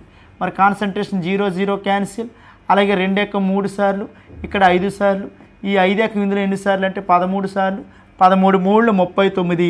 మరి 60 ప్లస్ 39 అంటే మనకి ఎంత వస్తుందంటే 99 మనకు రావడం జరిగింది. Option number 3 is the right answer sir. Option number 3 is the right answer sir. So ఇక్కడ చూడాలి, ఫస్ట్ వన్ వచ్చేసరికి మనకి ఫుట్బాల్. సో ఫుట్బాల్ అనే దానికి ఫీల్డ్ అయినట్లయితే టెన్నిస్ అనే దానికి ఆన్సర్ ఏమవుతుంది అన్నాడండి. సో ఫుట్బాల్ అనేది ఎక్కడ ఆడతారు అంటే మనకి ఇక్కడ ఫీల్డ్ అంటే గ్రౌండ్లో ఆడతారు. మరి టెన్నిస్ ఎక్కడ ఆడతారండి? సో టెన్నిస్ వచ్చేసరికి మనకి ఆడే ప్లేస్ని ఏమంటారంటే కోర్ట్ అని అంటాం. ఇక్కడ అందువల్ల సెకండ్ ఆప్షన్ అనేది మనకి కరెక్ట్ ఆన్సర్ అవుతుంది. Next problem. సో ఇక్కడ మనకి 7 అనే నెంబర్ వచ్చేసరికి 42 అవుతుంది అని చెప్పేసి అన్నాడు. సో 7 × 6 ఎంత అండి? 42 అవుతుంది. సో ఇక్కడ 9 × 8. సో 9 8 జార్ ఎంత వస్తుందండి? మనకి 72 అవుతుంది. మరి ఇక్కడ 11 × ఏం చేస్తారు? 10 రాయాలి. ఎందుకు అంటే 7కి ముందు వచ్చే నెంబర్ 6 అవుతుంది, ఇక్కడ 9కి ముందు వచ్చే నెంబర్ 8 అవుతుంది, మరి 11కి ముందు వచ్చే నెంబర్ 10 కాబట్టి సో 9 × 11 × 10 అంటే 110 అవుతుంది. కాబట్టి 110 అనేది మనకి ఎక్కడ ఉంది? ఫస్ట్ ఆప్షన్లో ఉంది. కాబట్టి first option is the correct answer. So next problem. Identify the number that does not belong to the following series అని చెప్పేసి అన్నాడు. మరి ఇక్కడ నెంబర్ సిరీస్ని కానీ అబ్జర్వ్ చేసినట్లయితే ఇక్కడ ఫస్ట్ ఈ రెండింటికి డిఫరెన్స్ కట్టండి. 5 అనే నెంబర్ వస్తుంది. నెక్స్ట్ నెంబర్ వచ్చేసరికి 7. మరి ఇక్కడ ఉండి 17, ఇదేమో 28 అంటే సో ఇక్కడ డిఫరెన్స్ ఎంత వస్తుందండి? 11 అనే నెంబర్ వస్తుంది. మరి 11 వచ్చినప్పుడు నెక్స్ట్ ఏ నెంబర్ రావాలి? ఇక్కడ మనకి 13 రావాలి. ఎందుకంటే 5 7 11 13 ఈ నెంబర్స్ అన్నీ కూడా ఏ నెంబర్స్ అంటే ప్రైమ్ నెంబర్స్ కాబట్టి. సో ఇప్పుడు చెప్పండి 28 + 13 అంటే సో టోటల్గా ఆన్సర్ ఎంత వస్తుందండి? ఇక్కడ మనకి ఇది వచ్చేసరికి 41 అవుతుంది. మరి 41 అయినట్లయితే నెక్స్ట్ నెంబర్ చూడండి, డిఫరెన్స్ ఎంత రావాలి? 17 రావాలి. కాబట్టి 41 17 అంటే 58 కరెక్ట్ ఆన్సర్ అవుతుంది. నెక్స్ట్ నెంబర్ ఏమో 19 తీసుకోండి, 77 కరెక్ట్గా ఉంది. కాబట్టి ఇప్పుడు ఆన్సర్ ఏమవుతుంది అంటే 42 అనేది మనకి సో ఆడ్మెన్ అవుట్ అవుతుంది కాబట్టి second option. Next problem. 4 letter clusters have been listed, out of which 3 are alike in some manner and 1 is different, select the odd one అని చెప్పేసి అన్నాడు.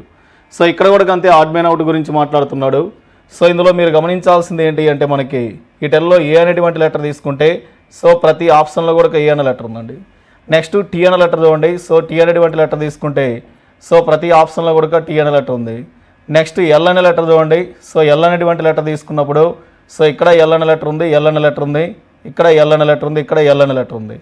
మరి నెక్స్ట్ వన్ వచ్చేసరికి ఈ అనే లెటర్ తీసుకుంటే అన్నింటిలో కూడా కామన్గా ఉంది. మరి ఇక్కడ ఆర్ అనే లెటర్ ఉంది, ఇక్కడ ఆర్ ఉంది, ఇక్కడ ఆర్ ఉంది, కానీ ఇక్కడ ఆర్ అనే లెటర్ లేదు కాబట్టి so fourth option is the different one. So next problem వచ్చేసరికి 56 అనే నెంబర్ 15 అవుతుంది అని చెప్పేసి అన్నాడు. అంటే ఇక్కడ ఉండి 56 అనే నెంబర్ని సో ఏం చేస్తున్నాడంటే ఇక్కడ 5 × 6 5 × 6 ఏమవుతుందంటే ఇది 30 అవుతుంది. సో దీన్ని డివైడెడ్ బై 2 చేయండి, 15 అవుతుంది. అలానే 7 × 6 ఎంత వస్తుంది? 42 డివైడెడ్ బై 2 చేయండి, 21 అవుతుంది. మరి 81లో 8 × 1 అంటే 8 అవుతుంది. డివైడెడ్ బై 2 చేయండి, ఎంత వస్తుంది? 4 అనే నెంబర్ వస్తుంది. కాబట్టి 4 అనే నెంబర్ ఏ ఆప్షన్లో ఉంది అంటే ఫస్ట్ ఆప్షన్లో ఉంది. నెక్స్ట్ ప్రాబ్లం ఉంది. Which number in the diagram represents the teachers who are also social workers but not politicians అని చెప్పేసి అన్నాడు. సో ఇక్కడ మనకి క్వశ్చన్లో అడుగుతుంది ఏంటి అంటే ఫస్ట్ ఆఫ్ ఆల్ టీచర్స్ అయి ఉండాలి. సో వాళ్ళు ఏమై ఉండాలి? సోషల్ వర్కర్స్ అయి ఉండాలి. కానీ ఎవరు కాదు? పొలిటీషియన్స్ కాదు అని చెప్పేసి అన్నాడు. మరి పొలిటీషియన్స్ కాదు అంటే రెక్టాంగిల్ ఏం తెలియజేస్తుందండి? పొలిటీషియన్స్ని తెలియజేస్తుంది. మరి ఇందులో రెక్టాంగిల్ కానీ తీసుకుంటే ఇదంతా కూడా రెక్టాంగిల్. మరి ఈ రెక్టాంగిల్లో ఉన్న నెంబర్స్ ఆప్షన్లో రాకూడదు. అంటే ఇక్కడ ఉండి 6 అనే నెంబరు, ఇదేమో 7, ఇక్కడేమో 8 3 అనే నెంబర్ ఉంది. కాబట్టి ఇప్పుడు 6 అనే నెంబర్ మనకి ఏమవుతుంది? ఆన్సర్లో రాదు కాబట్టి సో ఈ 6 అనే నెంబర్ని క్యాన్సిల్ చేయండి, ఎందుకంటే నాట్ పొలిటీషియన్స్ అన్నారు కాబట్టి. నెక్స్ట్ తర్వాత వచ్చేసరికి మనకి ఇక్కడ 6 తర్వాత 7 అనే నెంబరు, మరి 7 అనే నెంబర్ కూడా ఆప్షన్లో రాదు కాబట్టి ఇది కూడా ఆన్సర్ కాదు. మరి ఇప్పుడు మనల్ని అడిగిన క్వశ్చన్ ఏంటంటే ఇందులో వచ్చేసరికి which number in the diagram represents teachers who are also social workers అని చెప్పేసి అన్నారు. మరి టీచర్స్ అయి ఉండాలి, సోషల్ వర్కర్స్ అయి ఉండాలి అంటే సో నెక్స్ట్ ఇక్కడ త్రిభుజము సర్కిల్ 2 కాంబినేషన్లో ఏ నెంబర్ ఉంది అంటే 5 ఉంది. కాబట్టి 5 అనేది మనకి కరెక్ట్ ఆన్సర్ అవుతుంది. Option number 1 is the correct answer. So next problem. So ఇప్పుడు ఒకసారి మనం ఇక్కడ క్వశ్చన్ అబ్జర్వ్ చేయాలి. Who is the father of M అని చెప్పేసి అన్నాడు. సో ఎమ్ అనే పర్సన్ యొక్క తండ్రి ఎవరు అని చెప్పేసి అని అంటున్నారండి. సో ఇందులో ఫస్ట్ సెంటెన్స్ ఏమన్నాడు? P and Q are brothers అని చెప్పేసి అన్నాడు. సో పి అనేటువంటి పర్సన్స్, క్యూ అనే పర్సన్ వీళ్ళిద్దరూ కూడా ఎవరంట? బ్రదర్స్. కాబట్టి ఇలా తీసుకుంటాం. మరి ఇలా తీసుకోవడం వల్ల ఎమ్ అనే పర్సన్ వాళ్ళ ఫాదర్ మనకు తెలియడం లేదు. తర్వాత నెక్స్ట్ ఏమన్నాడు, Q's wife is the sister of M's wife అని చెప్పేసి అన్నాడు. సో ఇప్పుడు ఏమండి క్యూ అనే పర్సన్ తీసుకుంటే వీళ్ళ వైఫ్, సో ఎవరో తెలియదు కాబట్టి ఇలా తీసుకోండి. వాళ్ళ వైఫ్ ఏమవుతున్నారండి, is the sister of M's wife అని చెప్పేసి అన్నాడు. సో ఏమవుతున్నారంట, సిస్టర్ అవుతున్నారు. ఎవరికి, ఎమ్ అనే పర్సన్ కానీ తీసుకుంటే సో ఈ ఎమ్ అనేటువంటి పర్సన్ వాళ్ళ వైఫ్కి గ్యారంటీగా ఏమవుతున్నారండి, సిస్టర్ అవుతున్నారు అన్నాడు. కానీ ఇప్పుడు ఎమ్ అనే పర్సన్ ఇలా తీసుకోండి. సో గ్యారంటీగా ఎమ్ అనే పర్సన్ వాళ్ళ వైఫ్ ఇక్కడ ఉన్నటువంటి వీళ్ళ వైఫ్ క్యూ అనే పర్సన్ వాళ్ళ వైఫ్ వీళ్ళిద్దరు ఏమవుతున్నారు అంటే కంప్లీట్గా మనకు వచ్చేసరికి ఇక్కడ సిస్టర్స్ అవుతున్నారు. మరి ఈ సందర్భంలో మీరు గమనించాల్సింది ఏంటి అంటే మనకు కావాల్సిన క్వశ్చన్ ఏంటంటే who is the father of M అని చెప్పేసి అన్నారు. మరి ఈ రెండు కండిషన్లు ఉపయోగించినా కానీ మనము ఎమ్ అనే పర్సన్ వాళ్ళ ఫాదర్ని చెప్పలేకపోయాం. మరి చెప్పలేకపోతున్నామంటే అప్పుడు ఆన్సర్ ఏమవుతుంది, statement 1 and 2 both are not sufficient అనేది కరెక్ట్ ఆన్సర్ అవుతుంది. Option number 3. Okay, next one చూడండి. If O stands for the operation subtract and W the value అని చెప్పేసి అన్నాడు. సో దానికి సంబంధించి మనకి ఇక్కడ ఒక ఫార్ములా కూడా ఇచ్చారండి. మరి నెక్స్ట్ వన్ వచ్చేసరికి థీటా సింబల్ తీసుకున్నట్టయితే మల్టిప్లైడ్ అండ్ హాఫ్ అని చెప్పేసి అన్నాడు. That is a delta B means 1/2 of A and so 1/2 of AB అనేటువంటి ఫార్ములా ఇవ్వడం జరిగింది. సో మరి ఇప్పుడు నీకు కావాల్సినటువంటి ఏంటి అంటే వాల్యూ ఇది కనుక్కోమన్నాడు. సో ఫస్ట్ ముందు ఈ రెండింటికి వాల్యూ ఎంత వస్తుందో చూద్దాం. మరి ఈ సింబల్ ఇచ్చినప్పుడు మనకి ఏమవుతుంది అంటే సో 1/2 ఇంటూ ఏబి అంటే 8 into 6 రాయండి. అలానే 6కి 4కి కూడా మళ్ళీ ఏం చేస్తారు 1/2 ఇంటూ 6 into 4 రాయండి. మరి ఇప్పుడు ఏంటి 2తో ఎన్నిసార్లు క్యాన్సిల్ అవుతుంది, 4 times పోతుంది. 4 into 6 అంటే 24 అవుతుంది. మరి ఇక్కడ 2తో వచ్చేసరికి ఇది 3 times పోతుంది. 3 into 4 అంటే 12 అవుతుంది. కాబట్టి ఇదేమో 24 వస్తుంది. సో ఇక్కడేమో 12 వస్తుంది. మధ్యలో సింబల్ ఓ అనే లెటర్ ఇచ్చినప్పుడు ఫార్ములా ఇలా తీసుకోవాలి.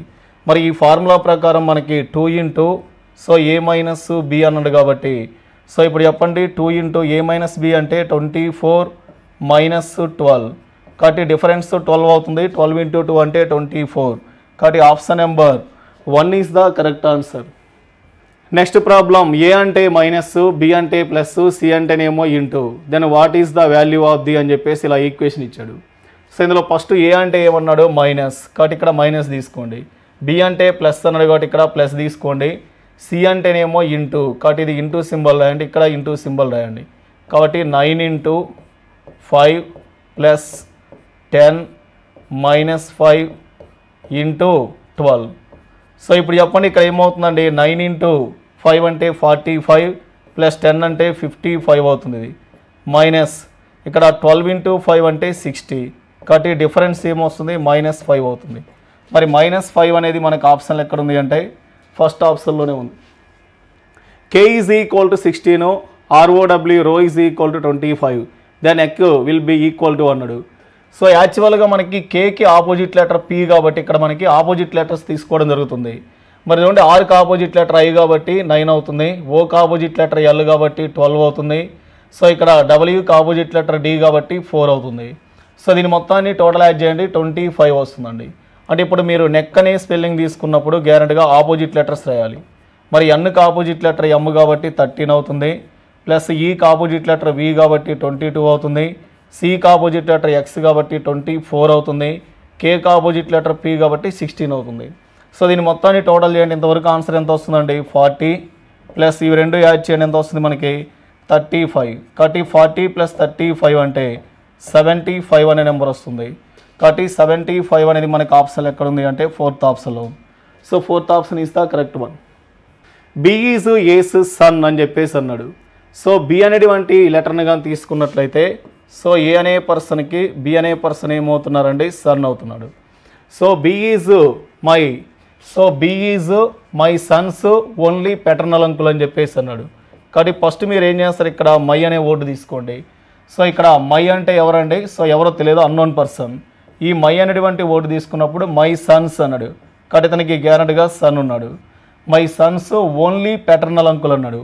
మరి పెటర్నల్ అంకుల్ అంటే ఎవరు వస్తారు చెప్పండి ఫాదర్ వల్ల బ్రదర్ కాబట్టి ఇలా తీసుకోవాలి. అంటే ఇక్కడ మై అనే వర్డ్ని ఫాదర్గా తీసుకుంటే ఫాదర్ వల్ల అంకుల్ ఫాదర్ వల్ల బ్రదర్ని ఏమంటాం పెటర్నల్ అంకుల్ అంటాం. ఇతను ఎవరంట బి అనే లెటర్ అని చెప్పేసి అన్నాడు. మరి బి అనే లెటర్ అలా ఉన్నప్పుడు ఇక్కడ బి అనే లెటర్ ఆల్రెడీ ఉంది కాబట్టి బి పైన ఏముంది ఏ ఉంది.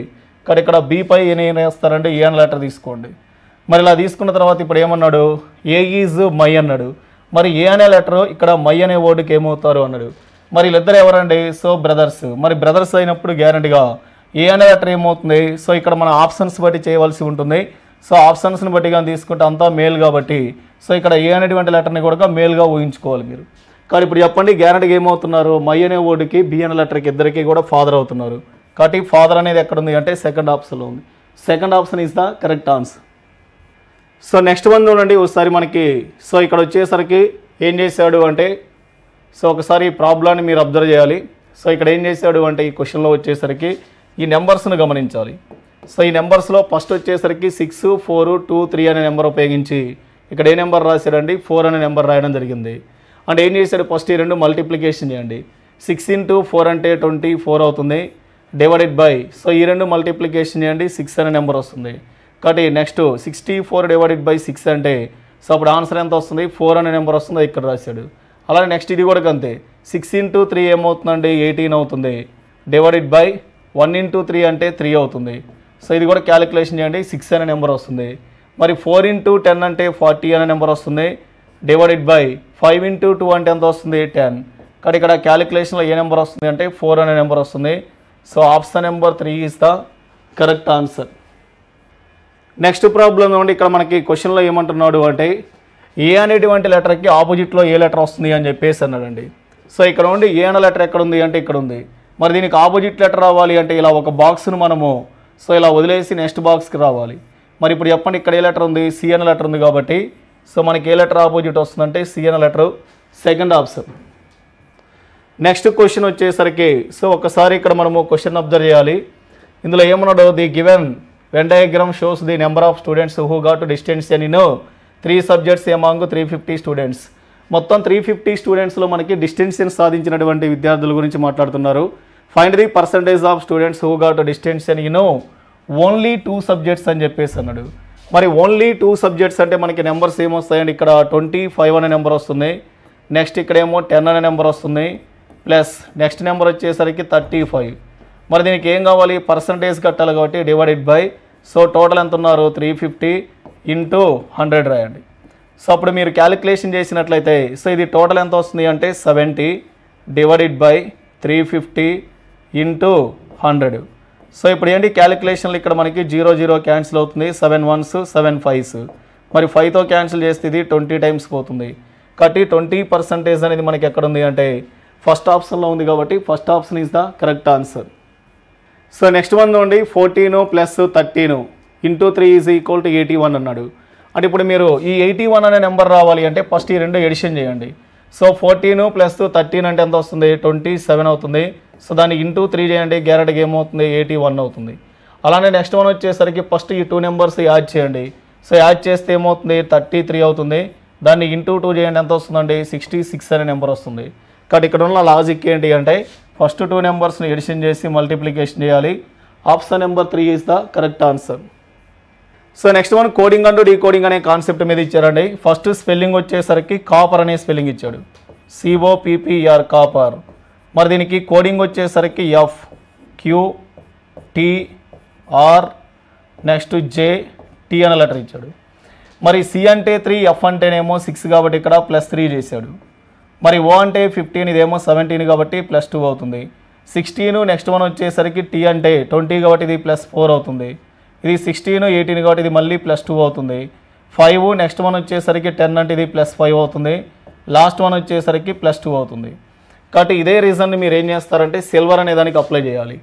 SILVER సిల్వర్ అనే స్పెల్లింగ్ తీసుకున్నప్పుడు ఫస్ట్ వన్ వచ్చేసరికి ఇది +3, తర్వాత ఏం రాశారంటే ఇది +2, మళ్ళీ ఇది +4 అవుతుంది, మళ్ళీ +2, ఇదేమో +5 అవుతుంది, నెక్స్ట్ +2 అని రాయండి. మరి S అంటే 19 + 3 అంటే 22V అనే లెటర్ వస్తుంది. 9 + 2 అంటే 11K అనే లెటర్ వస్తుంది. కాబట్టి VK అనేటువంటిది మనకి ఎక్కడ ఉందండి థర్డ్ ఆప్షన్లో ఉంది. కాబట్టి మిగతా అన్నీ కూడా రాంగ్ ఉన్నాయి కాబట్టి third option is the correct answer. So ఇక్కడ మనకి ఇది ఆడ్ మ్యాన్ అవుట్ గురించి మాట్లాడుతున్నాండి. ఇందులో ఒక ఆప్షన్ అనేది గ్యారెంటీగా మనకి డిఫరెంట్గా ఉంది, అది ఏంటి అని అన్నాడు. సో మీరు ఇక్కడ గమనించాల్సింది ఏంటంటే ఇది మనకి గ్యారెంటీగా 2వ ఎక్కంతో క్యాన్సిల్ అవుతుంది, ఇది 2వ ఎక్కంతో పోతుంది, ఇదేమో 5వ ఎక్కంతో పోతుంది. అంటే ఈ 3 కూడా ఏమవుతాయి అంటే మనకి ఇవి ప్రధాన సంఖ్యలు కాదు. మరి ప్రధాన సంఖ్యలు కాదు అంటే ఏ సంఖ్యలు అవుతాయి మనకి సంయుక్త సంఖ్యలు అవుతాయి. మరి ఇక్కడ తీసుకుంటే 413 అనేది మనకి ఏ సంఖ్య అవుతుందంటే ప్రధాన సంఖ్య అవుతుంది. కాబట్టి option number 1 is the correct answer. So next one నుండి ఈజీఏ అనేటువంటి స్పెల్లింగ్ తీసుకున్నప్పుడు సో ఇందులో ఫస్ట్ మనకి ఈ అంటే ఎంత చెప్పండి. ఈజీఏలో ఈ అంటే 5, జీ అంటే 7, ఏ అంటే 1. సో ఫస్ట్ దీన్ని ఏం చేస్తారు, 5 స్క్వేర్ రాయండి 25 అవుతుంది, 7 స్క్వేర్ రాయండి 49 అవుతుంది, అలానే 1 స్క్వేర్ రాయండి 1 అవుతుంది. కాబట్టి దాన్ని 25, 49, 1 అని రాశాడు. అలానే సిఏడి క్యాడ్ అనే స్పెల్లింగ్ తీసుకున్నప్పుడు సో ఇక్కడ కూడా సి అంటే 3 స్క్వేర్ అవుతుంది, ఏ అంటే 1 స్క్వేర్ అవుతుంది, డి అంటే 4 స్క్వేర్ అవుతుంది, 3 స్క్వేర్ అంటే 9, 1 స్క్వేర్ అంటే 1, 4 స్క్వేర్ అంటే 16. కాబట్టి ఆన్సర్ 9116 అనేది మనకు ఆప్షన్ ఎక్కడ ఉంది అంటే 4th ఆప్షన్లో ఉందండి. నెక్స్ట్ ప్రాబ్లం వచ్చేసరికి ఇది మనకి ఎనాలజీ అనే కాన్సెప్ట్ మీద ఇచ్చారు. సో ఒకసారి ఈ లాజిక్ ఏంటి అంటే సో ఇక్కడ ఉండి 10 అనే నెంబర్ తీసుకుంటే ఈ బాక్స్లో మనకి లెఫ్ట్ రైట్లు అనేటువంటి ఇక్కడ మనకి ఇంటర్చేంజ్ అవ్వడం జరిగింది. కానీ ఇక్కడ కూడా మీరు ఏం చేస్తారు, లెఫ్ట్ రైట్లు ఇంటర్చేంజ్ చేస్తే ఫస్ట్ ఎక్స్ వస్తుంది, తర్వాతనేమో డబ్ల్యూ వస్తుంది. అలానే మళ్ళీ డౌన్లో ఉండి ఇవి రెండు కూడా ఇంటర్చేంజ్ చేశాడు. కానీ ఇక్కడ 20, 15 అనేది 15, 20 రాశాడు. కాబట్టి జెడ్వై అనేది మీరేం రాస్తారు, ఇక్కడ వైజెడ్ రాయండి. ఇక్కడ ఆర్డర్ ఎక్కడ ఉందో చూసుకోవాలి, ఎక్స్డబ్ల్యూ వైజెడ్ అనేది మనకి సెకండ్ ఆప్షన్లో కరెక్ట్గా ఇచ్చారు. కాబట్టి second option is the correct answer. Next problem వచ్చేసరికి ఇక్కడ మనకి డొమెస్టిక్ యానిమల్స్, డాగ్స్, గోట్స్ అని చెప్పేసి అన్నాడు. అంటే పెంపుడు జంతువులు, తర్వాత వచ్చేసరికి డాగ్స్, కుక్కలు, నెక్స్ట్ మేకలు అనేటువంటి దాని గురించి వెన్ డయాగ్రామ్ వచ్చేసరికి మనకి థర్డ్ ఆప్షన్ కరెక్ట్ అవుతుంది. ఎందుకంటే ఈ మధ్యలో వచ్చేసరికి డయాగ్రామ్ ఏదైతే ఉందో దీన్ని మనం డొమెస్టిక్ యానిమల్స్ అని చెప్పేసి తీసుకుంటామండి. అందులో ఏముంటాయి, మనకి డాగ్స్ ఉంటాయి కొన్ని. కాబట్టి కొన్ని ఏమవుతున్నాయి అంటే డాగ్స్ ఉంటాయి, మరికొన్ని ఏముంటాయి అంటే మనకి సో ఇక్కడ గోట్స్ ఉంటాయి. కానీ డాగ్స్ గోట్స్ కావు, గోట్స్ డాగ్స్ కావు. కాబట్టి option number 3 is the correct answer. So next ప్రాబ్లాన్ని అబ్జర్వ్ చేయండి. సో ఇక్కడ ఏం చేస్తున్నాడు అంటే మనకి ఇది ఫస్ట్ 18 స్క్వేర్ అండి. నెక్స్ట్ దీన్ని ఏం రాశాడు, తర్వాత 18 క్యూబ్ అని రాశాడు. అలానే ఇక్కడ మనకి 36 స్క్వేర్ ఇది. మరి 36 స్క్వేర్ అంటే నెక్స్ట్ మీరేం చేయాలి, 36 అనే నెంబర్కి క్యూబ్ రాయాలి. మరి 36 అనే నెంబర్కి క్యూబ్ రాసినప్పుడు సో మీరు ఏమండి 1296 అనే నెంబర్ని ఇంటూ ఏం చేస్తారు, 36 రాయండి. మరి ఇక్కడ మనకు ఆప్షన్ బట్టి ఈజీగా చెప్పొచ్చు. ఎందుకంటే 6 × 6 ఎంత వస్తుంది, 36. కాబట్టి యూనిట్ డిజిట్ 6 రావాలి. యూనిట్ డిజిట్ 6 ఎక్కడ ఉంది, ఫస్ట్ ఆప్షన్లో ఉంది. కాబట్టి ఇది మల్టిప్లికేషన్ చేయడం వల్ల ఆన్సర్ ఏమవుతుందంటే 466, 56 అనే నెంబర్ వస్తుంది. కాబట్టి option number 1 is the correct answer. Next one చూడండి, మనకి ఇక్కడ hammer throw, badminton, discus throw, next one వచ్చేసరికి షార్ట్ పుట్ అని చెప్పేసి అన్నాడు. సో ఇందులో వచ్చేసరికి బ్యాడ్మింటన్ అనేటువంటిది ఒక్కటే మనకి గేమ్ అండి. మిగతా అన్నీ కూడా గేమ్లో యూజ్ చేసేటువంటి వర్డ్స్ అవి, అంతేగాని గేమ్ కాదు. అందువల్ల సెకండ్ ఆప్షన్ అనేది ఆడ్ మెన్ అవుట్ అవుతుంది. సో నెక్స్ట్ ప్రాబ్లం వచ్చేసరికి మనకి ఇక్కడ first number 1, next number 3, 7, 15, next 33 అన్నాడు. అంటే ఇందులో గ్యారెంటీగా ఒక నెంబర్ మిస్టేక్ ఉంది, అదేంటో చెప్పమంటున్నాడు. మరి ఇక్కడ చూడండి 3 అనే నెంబర్ని ఇంటూ 2 చేసి +1 చేశాడు, 7 అనే నెంబర్ని ఇంటూ 2 చేసి +1 చేశాడు, 1 అనే నెంబర్ని ఇంటూ 2 చేసి +1 చేశాడు. కానీ దీన్ని కూడా ఇంటూ 2 చేసి +1 చేయండి, ఇక్కడ 31 అనే నెంబర్ రావాలి. కానీ 33 ఉంది కాబట్టి అది గ్యారెంటీగా ఆడ్ మెన్ అవుట్ అవుతుంది. Option number 1 is the correct answer. Boxing అనేటువంటిది మనకి సో గ్యారెంటీగా బాక్సింగ్ ఆడే ప్లేస్ ఎలా ఉంటుంది అంటే మనకి రౌండ్ షేప్లో ఉంటుందండి. మరి రౌండ్ షేప్లో ఉన్నప్పుడు మనకి సో ఇక్కడ ఉండి బాక్సింగ్ అనేటువంటిది రౌండ్ షేప్లో ఉంటుంది. మరి బ్యాడ్మింటన్ అనేటువంటిది గేమా, మ్యాచా, పాయింటా, టోర్నమెంటా అని చెప్పేసి అన్నాడు. సో బ్యాడ్మింటన్ అనేటువంటిది కానీ గమనించినట్లయితే మనకి సో ఇది గ్యారెంటీగా రౌండ్ అంటే ఏం లేదండి, గ్రౌండ్లో ఆడతారని. సో గ్రౌండ్ అనేటువంటిది మనకి రౌండ్ షేప్లో ఉంటుంది కాబట్టి గ్రౌండ్ అని చెప్పి తీసుకున్నాడు. మరి బ్యాడ్మింటన్ అనేటువంటిది మ్యాచ్ అనేటువంటిది కాదు ఆన్సరు, టోర్నమెంట్ అనేది రాంగ్ ఆన్సర్ అవుతుంది. మరి పాయింట్ అనేది కూడా రాంగ్ అవుతుంది. కాబట్టి గ్యారెంటీగా ఏమవుతుంది, మనకి గేమ్, ఆట అని చెప్పేసి అంటాం. కాబట్టి గ్యారెంటీగా ఫస్ట్ ఆప్షన్ అనేది మనకి కరెక్ట్ ఆన్సర్ అవుతుంది. నెక్స్ట్ ప్రాబ్లం చూడండి, ఇక్కడ మనకి క్వశ్చన్లో ఏమన్నాడు, డైస్కి సంబంధించి ఇందులో 4 అనే నెంబర్కి ఆపోజిట్ ఏమొస్తుంది అని అడిగారండి. మరి 4 అనే నెంబర్కి ఆపోజిట్ ఏమొస్తుందో తెలియాలి అంటే ఇక్కడ నెంబర్ 415 అనే నెంబర్ ఇచ్చాడు, ఇక్కడేమో 412 అనే నెంబర్ ఇచ్చారు, ఇక్కడేమో 423 అనే నెంబర్ ఇచ్చారు. మరి 4 పక్కన ఇక్కడ 1 and 5 ఉన్నాయి కాబట్టి 1 అనేది రాదు, 5 రాదు. కాబట్టి 2 రాంగ్ ఆన్సర్. 4 పక్కన 1 and 2 అన్నాడు కాబట్టి అవి రావు. మరి ఇక్కడ 3, 2 ఉన్నాయి కాబట్టి 3 కూడా ఆపోజిట్ రాదు. కాబట్టి గ్యారెంటీగా ఆన్సర్ ఏమవుతుంది, 6 అనే నెంబర్ వస్తుంది. Option number 1 is the correct answer. Next problem వచ్చేసరికి ఇవి మనకి మిస్సింగ్ క్యారెక్టర్ అనే కాన్సెప్ట్ మీద ఇచ్చాడు. సో ఇక్కడ ఉండి 2 అనే నెంబరు, 4 అనే నెంబర్ ఇచ్చి ఇదేమో 8, 12 అనే నెంబర్ రాశారండి. సో ఇక్కడేమో 5 అనే నెంబరు 4 అనే నెంబర్ ఇచ్చేసి ఇదేమో 20 24 అని రాశాడు. అలానే 6 అనే నెంబరు క్వశ్చన్ మార్క్ ఇచ్చేసి ఇక్కడ ఏం రాశాడు 36 42 అని రాశాడు. మరి ఇక్కడ ఉండి 2 × 4 8 అవుతుంది, 5 × 4 20 అవుతుంది, 6 × 6 రాయండి, ఇక్కడ 36 వస్తుంది. కాబట్టి 6 అనే number correct answer. Option number 4 is the correct answer. So next మనం వచ్చేసరికి ఇది మనకి కోడింగ్ అండ్ డీకోడింగ్ అనే కాన్సెప్ట్ నుంచి ఇచ్చారండి. మరి ఈ కోడింగ్ అండ్ డీకోడింగ్ అనే కాన్సెప్ట్ నుంచి మనం తీసుకున్నప్పుడు మరి ఇక్కడ మనకి ఈ స్పెల్లింగ్ని మనకి ఎలా మార్చుకున్నాడు అనేది తెలుసుకోవాలి. సో ఇప్పుడు అండి ఫస్ట్ మనం వచ్చేసరికి ఏం రాశాడండి MOAOLATESALగా డీకోడ్ చేయడం జరిగింది. ఈ స్పెల్లింగ్ ఏదైతే ఉందో దాన్ని మనకి ఇలా డీకోడ్ చేశాడండి. మరి అలా డీకోడ్ చేసేటప్పుడు మీరు గమనించాల్సింది ఏంటి అంటే ఇందులో సో ఫస్ట్ మనం వచ్చేసరికి MOAO అని చెప్పేసి రాశాడు. మరి MOAO అని రాసిన తర్వాత మరి ఇక్కడ మనకి లాస్ట్లో వచ్చేసరికి చూడండి ఇక్కడ SAL అని రాశాడు. అంటే ఇక్కడ ALS అనేటువంటి లెటర్స్ని సో SAL అని రాశాడు. మరి SAL రాసిన తర్వాత ఇక్కడ లాస్ట్ 3 లెటర్స్ చూడండి RAS. మరి RAS అనేటువంటి లెటర్స్ని సో ఏం రాస్తారు ఇందులో లాస్ట్ లెటర్ ముందుకు రావాలి కాబట్టి ఫస్ట్ సో ఇందులో లాస్ట్ 3 లెటర్స్ ఏం రావాలంటే ఫస్ట్ S అనే లెటర్ రావాలి. మరి S తర్వాత మనకి ఇక్కడ ఉండి A తీసుకున్నాడు కాబట్టి ఇక్కడ R తీసుకోండి. కాబట్టి SRA అనేటువంటి లెటర్స్ లాస్ట్లో కనపడాలి. మరి SRA అనేటువంటిది మనకి ఇక్కడ చూడండి ఈ ఆప్షన్లో లేదు కాబట్టి ఇది తప్పు. సో ఇక్కడ లేదు కాబట్టి ఇది కూడా తప్పు అవుతుంది. అంటే ఇందులోనే ఆన్సర్ ఉంది. మరి ఇందులో ఆన్సర్ ఉంది అంటే మనము ఫస్ట్ గమనించాల్సింది ఏంటి అంటే ఇందులో ఫస్ట్ 3 లెటర్స్ చూడండి RAB అని రాశాడు. మరి RAB అని రాశాడు అంటే సో మీరు ఇక్కడ గమనించాల్సింది ఏంటి అంటే RAB అనేటువంటి లెటర్స్ మనకి కామన్గా ఉన్నాయండి. మరి RAB అనే లెటర్స్ రాసిన తర్వాత సో ఒకసారి మనం ఇక్కడ డీకోడింగ్ ఇక్కడ చూడాలి. ఓకేనా, ఇక్కడ మీరు అబ్జర్వ్ చేస్తే MON అనేటువంటి ఫస్ట్ 3 లెటర్స్ని కూడా సో ఇక్కడ NMOగా రాశాడండి. మరి NMOగా రాసినప్పుడు సో మనం చేయాల్సింది ఏంటి అంటే ఇందులో సో ఫస్ట్ 3 లెటర్స్ NMO. కానీ ఇక్కడ కూడా ఏం చేస్తున్నాడు మనకి 3 లెటర్స్ని ఇలా తీసుకోండి.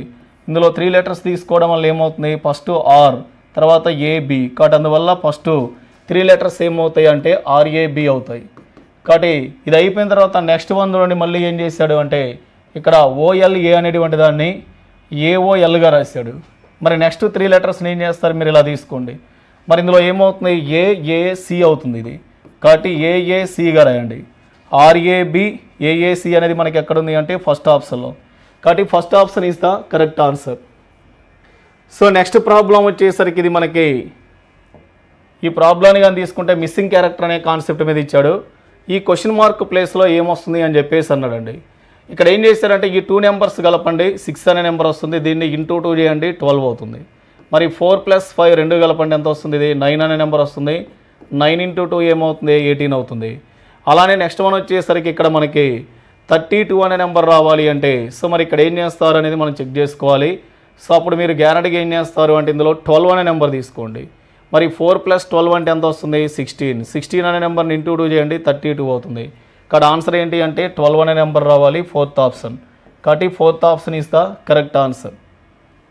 నెక్స్ట్ వన్ ఒకసారి స్టేట్మెంట్స్ అండ్ అజంప్షన్స్ అనేవి గమనించాలండి. So I don't like watching Indian films, I really enjoy PK అని చెప్పేసి అన్నాడు. నాకు భారతీయ చలనచిత్రాలు చూడడం ఇష్టం లేకపోయినా నేను పీకేని నిజంగా ఆస్వాదించాను, పీకే అనే మూవీని ఆస్వాదించాను అని చెప్పేసి అంటున్నాడు. మరి అజంప్షన్లో PK is an Indian film అని చెప్పేసి అని అన్నాడు, PK is not an Indian film అని చెప్పేసి అని అన్నాడు. అంటే మీరు చూడండి ఇక్కడ ఏమన్నాడు ఇండియన్ ఫిల్మ్ అనేటువంటి అతనికి ఇష్టం లేదంట, కానీ అయినా ఏం చేశాడు పీకే మూవీ చూశాడు అన్నాడు. ఇష్టం లేకపోయినప్పటికీ కూడా మూవీ చూశాడు అంటే అది గ్యారంటీగా ఏ మూవీ అయినట్టు ఇండియన్ మూవీ అయినట్టే. కాబట్టి ఇక్కడ మనకి సో ఇండియన్ మూవీ అనేది మనకి కరెక్ట్ ఆన్సర్ అవుతుంది, ఇదేమో రాంగ్ ఆన్సర్ అవుతుంది. అంటే తనకి ఇష్టం లేకపోయినా చూశాడంటది అంటే గ్యారంటీగా అది ఏమైనట్టు ఇండియన్ మూవీ అయినట్టు. ఇక్కడ అందువల్ల ఆన్సర్ ఏమవుతుంది ఓన్లీ అసంప్షన్ 1 ఈజ్ ఇంప్లిక్ట్ అనేది మనకి కరెక్ట్ ఆన్సర్ అవుతుంది. Option number 1 is the correct answer. So next మనం వచ్చేసరికి మనం ఇక్కడ గమనించాల్సింది ఏంటి అంటే ఇది మనకి సో ఈ ప్రాబ్లం వచ్చేసరికి ఫజిల్ టెస్ట్ అనే కాన్సెప్ట్ మీద ఇచ్చారండి. 5 students Radha, Sujit, Mihir, Ashul and Vikas have a total of 5 books on the subjects of accountancy, business studies, mathematics, economics and English. Written authors Jain, Kohli, Das, Sharma and Yadwin. Each student has only 1 book, one of the 5 subjects అని చెప్పేసి అన్నాడు. So ఇలాంటి problem ఇచ్చినప్పుడు first మీరు ఏం చేస్తారంటే ఆ books pairs రాసుకోండి. ఫస్ట్ వన్ వచ్చేసరికి ఏంటి అంటే అకౌంటెన్సీ అనే బుక్ ఉందంట, సెకండ్ వన్ వచ్చేసరికి బిజినెస్ స్టడీస్ BS అని రాసుకోండి, తర్వాత వచ్చేసరికి మ్యాథ్స్. సో నెక్స్ట్ సబ్జెక్ట్ వచ్చేసరికి మ్యాథ్స్ అండి. మరి మ్యాథ్స్ అయిపోయిన తర్వాత నెక్స్ట్ వన్ వచ్చేసరికి ఎకనామిక్స్. సో ఇక్కడ వచ్చేసరికి నెక్స్ట్ సబ్జెక్ట్ ఎకనామిక్స్. మరి ఎకనామిక్స్ అయిపోయిన తర్వాత నెక్స్ట్ సబ్జెక్ట్ వచ్చేసరికి ఇంగ్లీష్. కాబట్టి ఇక్కడ ఏం రాస్తారు అంటే నెక్స్ట్ సబ్జెక్ట్ ఇంగ్లీష్ అని రాయండి. కాబట్టి ఇలా మొత్తం సబ్జెక్ట్స్ వచ్చేసరికి ఎన్ని ఉన్నాయండి? 6 సబ్జెక్ట్స్ ఉన్నాయి. మరి ఈ 6 సబ్జెక్ట్స్కి సంబంధించి సో ఏ బుక్ను ఎవరు రాశారు, అలానే దాన్ని సో ఎవరికి ఇక్కడ ఆ బుక్ అనేటువంటిది ప్రజెంటేషన్ ఇవ్వడం జరిగింది అనే దాని గురించి ఈ టేబుల్ కంప్లీట్ చేయవలసి ఉంటుంది. మరి ఇందులో చూడండి, first Jain is the author of the accountancy book అని చెప్పేసి అన్నాడు. అకౌంటెన్సీ బుక్ యొక్క ఆథర్ ఎవరండి? సో జైన్ అనే పర్సన్. కాబట్టి ఇక్కడ ఏం రాస్తారు అంటే జైన్ అని రాసుకోండి. కాబట్టి ఇందులో జైన్ అనే పర్సన్ని కంప్లీట్ చేసాము. మరి ఇంకా ఏమంటున్నావు? Which is not owned by Vikas or Radha. కానీ ఇది వచ్చేసరికి వికాస్ అనే పర్సన్కి కానీ రాధా అనే పర్సన్కి కానీ సో ఈ బుక్ని ఏం చేస్తున్నారండి? అది వాళ్ళ వద్ద అయితే లేదంట, అంటే వాళ్ళు ఆ బుక్ను తీసుకోలేదని చెప్పేసి అర్థమైంది, వికాస్ కానీ రాధా కానీ. నెక్స్ట్ వన్ చూడండి, Anshul owns the book written by Edwin. Edwin రాసిన బుక్ ఎవరి వద్ద ఉందంట? ఇక్కడ అన్సుల్ అనే పర్సన్ దగ్గర ఉంది అని చెప్పేసి అన్నాడు. మరి అన్సుల్ అనే పర్సన్ దగ్గర ఎడ్విన్ రాసిన బుక్ ఉంది అని చెప్పేసి అన్నాడు. నెక్స్ట్ వన్ నుండి Mihir owns the mathematics book అని చెప్పేసి అన్నాడు. మిహిర్ వద్ద వచ్చేసరికి ఏ బుక్ ఉందంట? మనకి మ్యాథమెటిక్స్. కాబట్టి ఇక్కడ ఏం రాస్తారు? మిహిర్ అని రాయండి. మిహిర్ వద్ద వచ్చేసరికి మ్యాథమెటిక్స్ బుక్ ఉంది అని చెప్పేసి అంటున్నాడు. సో నెక్స్ట్ ఈ పాయింట్ అయిపోయింది, ఫస్ట్ పాయింట్ అయిపోయింది. నెక్స్ట్ థర్డ్ పాయింట్ అయిపోయింది. Next Vikas has the English book అని చెప్పేసి అన్నాడు. వికాస్ వద్ద ఉన్నటువంటి బుక్ ఏంటంటే ఇంగ్లీష్. కానీ ఇక్కడ ఉండి మనకి గ్యారంటీకి ఇక్కడ ఏం రాస్తారు అంటే వికాస్ అనే పర్సన్ ఇలా తీసుకోండి, వికాస్ వద్ద ఇంగ్లీష్ బుక్ ఉందన్నాడు. మరి ఇంకా ఏమన్నాడు? Which is not written by Kohli అన్నాడు. మరి ఈ బుక్ ఎవరు రాయలేదు అంటే కోహ్లీ అనే పర్సన్ రాయలేదు. కాబట్టి అది మనకి గుర్తుండాలి కాబట్టి ఇక్కడ ఏం రాస్తారు? సో కోహ్లీ అనే పర్సన్ ఇక్కడ తీసుకోండి, అతను రాయలేదు కాబట్టి ఇలా మనం ఇంటూ మార్క్తో గుర్తుంచుకుందాం. మరి నెక్స్ట్ వన్ వచ్చేసరికి ఇది economics books is written by Sharma అన్నాడు. సో ఇక్కడ ఉండి ఎకనామిక్స్ బుక్ అనేటువంటిది ఎవరు రాశారంటే ఇది మనకి శర్మ అనే పర్సన్ రాశాడు అన్నాడు. మరి ఎకనామిక్స్ బుక్ వచ్చేసరికి మనకి శర్మ అనే పర్సన్ రాసినప్పుడు గ్యారంటీకి ఇక్కడ ఏం రాస్తారు? శర్మ అనే పర్సన్ తీసుకోండి. మరి శర్మ అనే పర్సన్ అయిపోయారు. ఇక్కడ మనకి రాసిన బుక్ ఎవరండి? శర్మ అనే పర్సన్ కాబట్టి అందువల్ల శర్మ అనే పర్సన్ అక్కడ తీసుకుంటాం. అయితే మీరు సో ఇక్కడ మనకి మరో పాయింట్ ఇచ్చాడు, ఏమన్నాడు? Anshul owns the book written by Edwin అన్నాడు. మరి అన్సుల్ అనే పర్సన్ గ్యారంటీగా ఏమవుతారండి? ఎడ్విన్ రాసినటువంటి బుక్ను అతను ఓన్ కలిగి ఉన్నాడు అంటే సో అప్పుడు మనకి ఇక్కడ నుండి జైన్ అనే పర్సన్ ఉన్నాడు కాబట్టి సో జైన్ అనే పర్సన్ అకౌంటెన్సీ అయినప్పుడు గ్యారంటీకి ఇక్కడ ఎవడు రాడు? సో ఇతను ఎవరైతే ఉన్నాడో అన్సుల్ అనే పర్సన్ ఇక్కడ కూడా రాడు. మరి ఇక్కడ రాడు అంటే గ్యారంటీకి ఇక్కడ ఉండి ఈ 2 ప్లేసులలో కూడా రాడు, ఎందుకంటే మిహిర్ అయిపోయాడు, ఇక్కడ వికాస్ అయిపోయాడు. మరి ఇక్కడ ఆల్రెడీ శర్మ రాస్తున్నాడు కాబట్టి ఇక్కడ కూడా అన్సుల్ రాడు, అంటే ఇక గ్యారంటీగా అన్సుల్ అనే పర్సన్ ఎక్కడ వస్తారు అంటే ఇక్కడ వస్తారు. మరి అన్సుల్ అనే పర్సన్ ఏం రాస్తున్నాడు? ఇక్కడ బిజినెస్ స్టడీస్ అనే బుక్ ఏదైతే ఉందో అతని వద్ద ఉంటుంది. అది ఎవరు రాసిన బుక్ అంటే ఇది ఎడ్విన్ రాసిన బుక్ కాబట్టి ఇక్కడ ఎడ్విన్ అని రాయండి. మరి లాస్ట్ క్వశ్చన్ ఏమన్నాడు అంటే లాస్ట్కి అడిగిన క్వశ్చన్ కూడా కదేనండి, బిజినెస్ స్టడీస్ అనే బుక్ మనకి సో ఐడెంటిఫై చేయమన్నాడు ఎవరి వద్ద ఉంది అని చెప్పేసి. లాస్ట్కి ఎవరి వద్ద వచ్చింది? ఎడ్విన్ కాబట్టి సో ఎడ్విన్ అనేది మనకి కరెక్ట్ ఆన్సర్ అవుతుంది. Second option is the correct answer.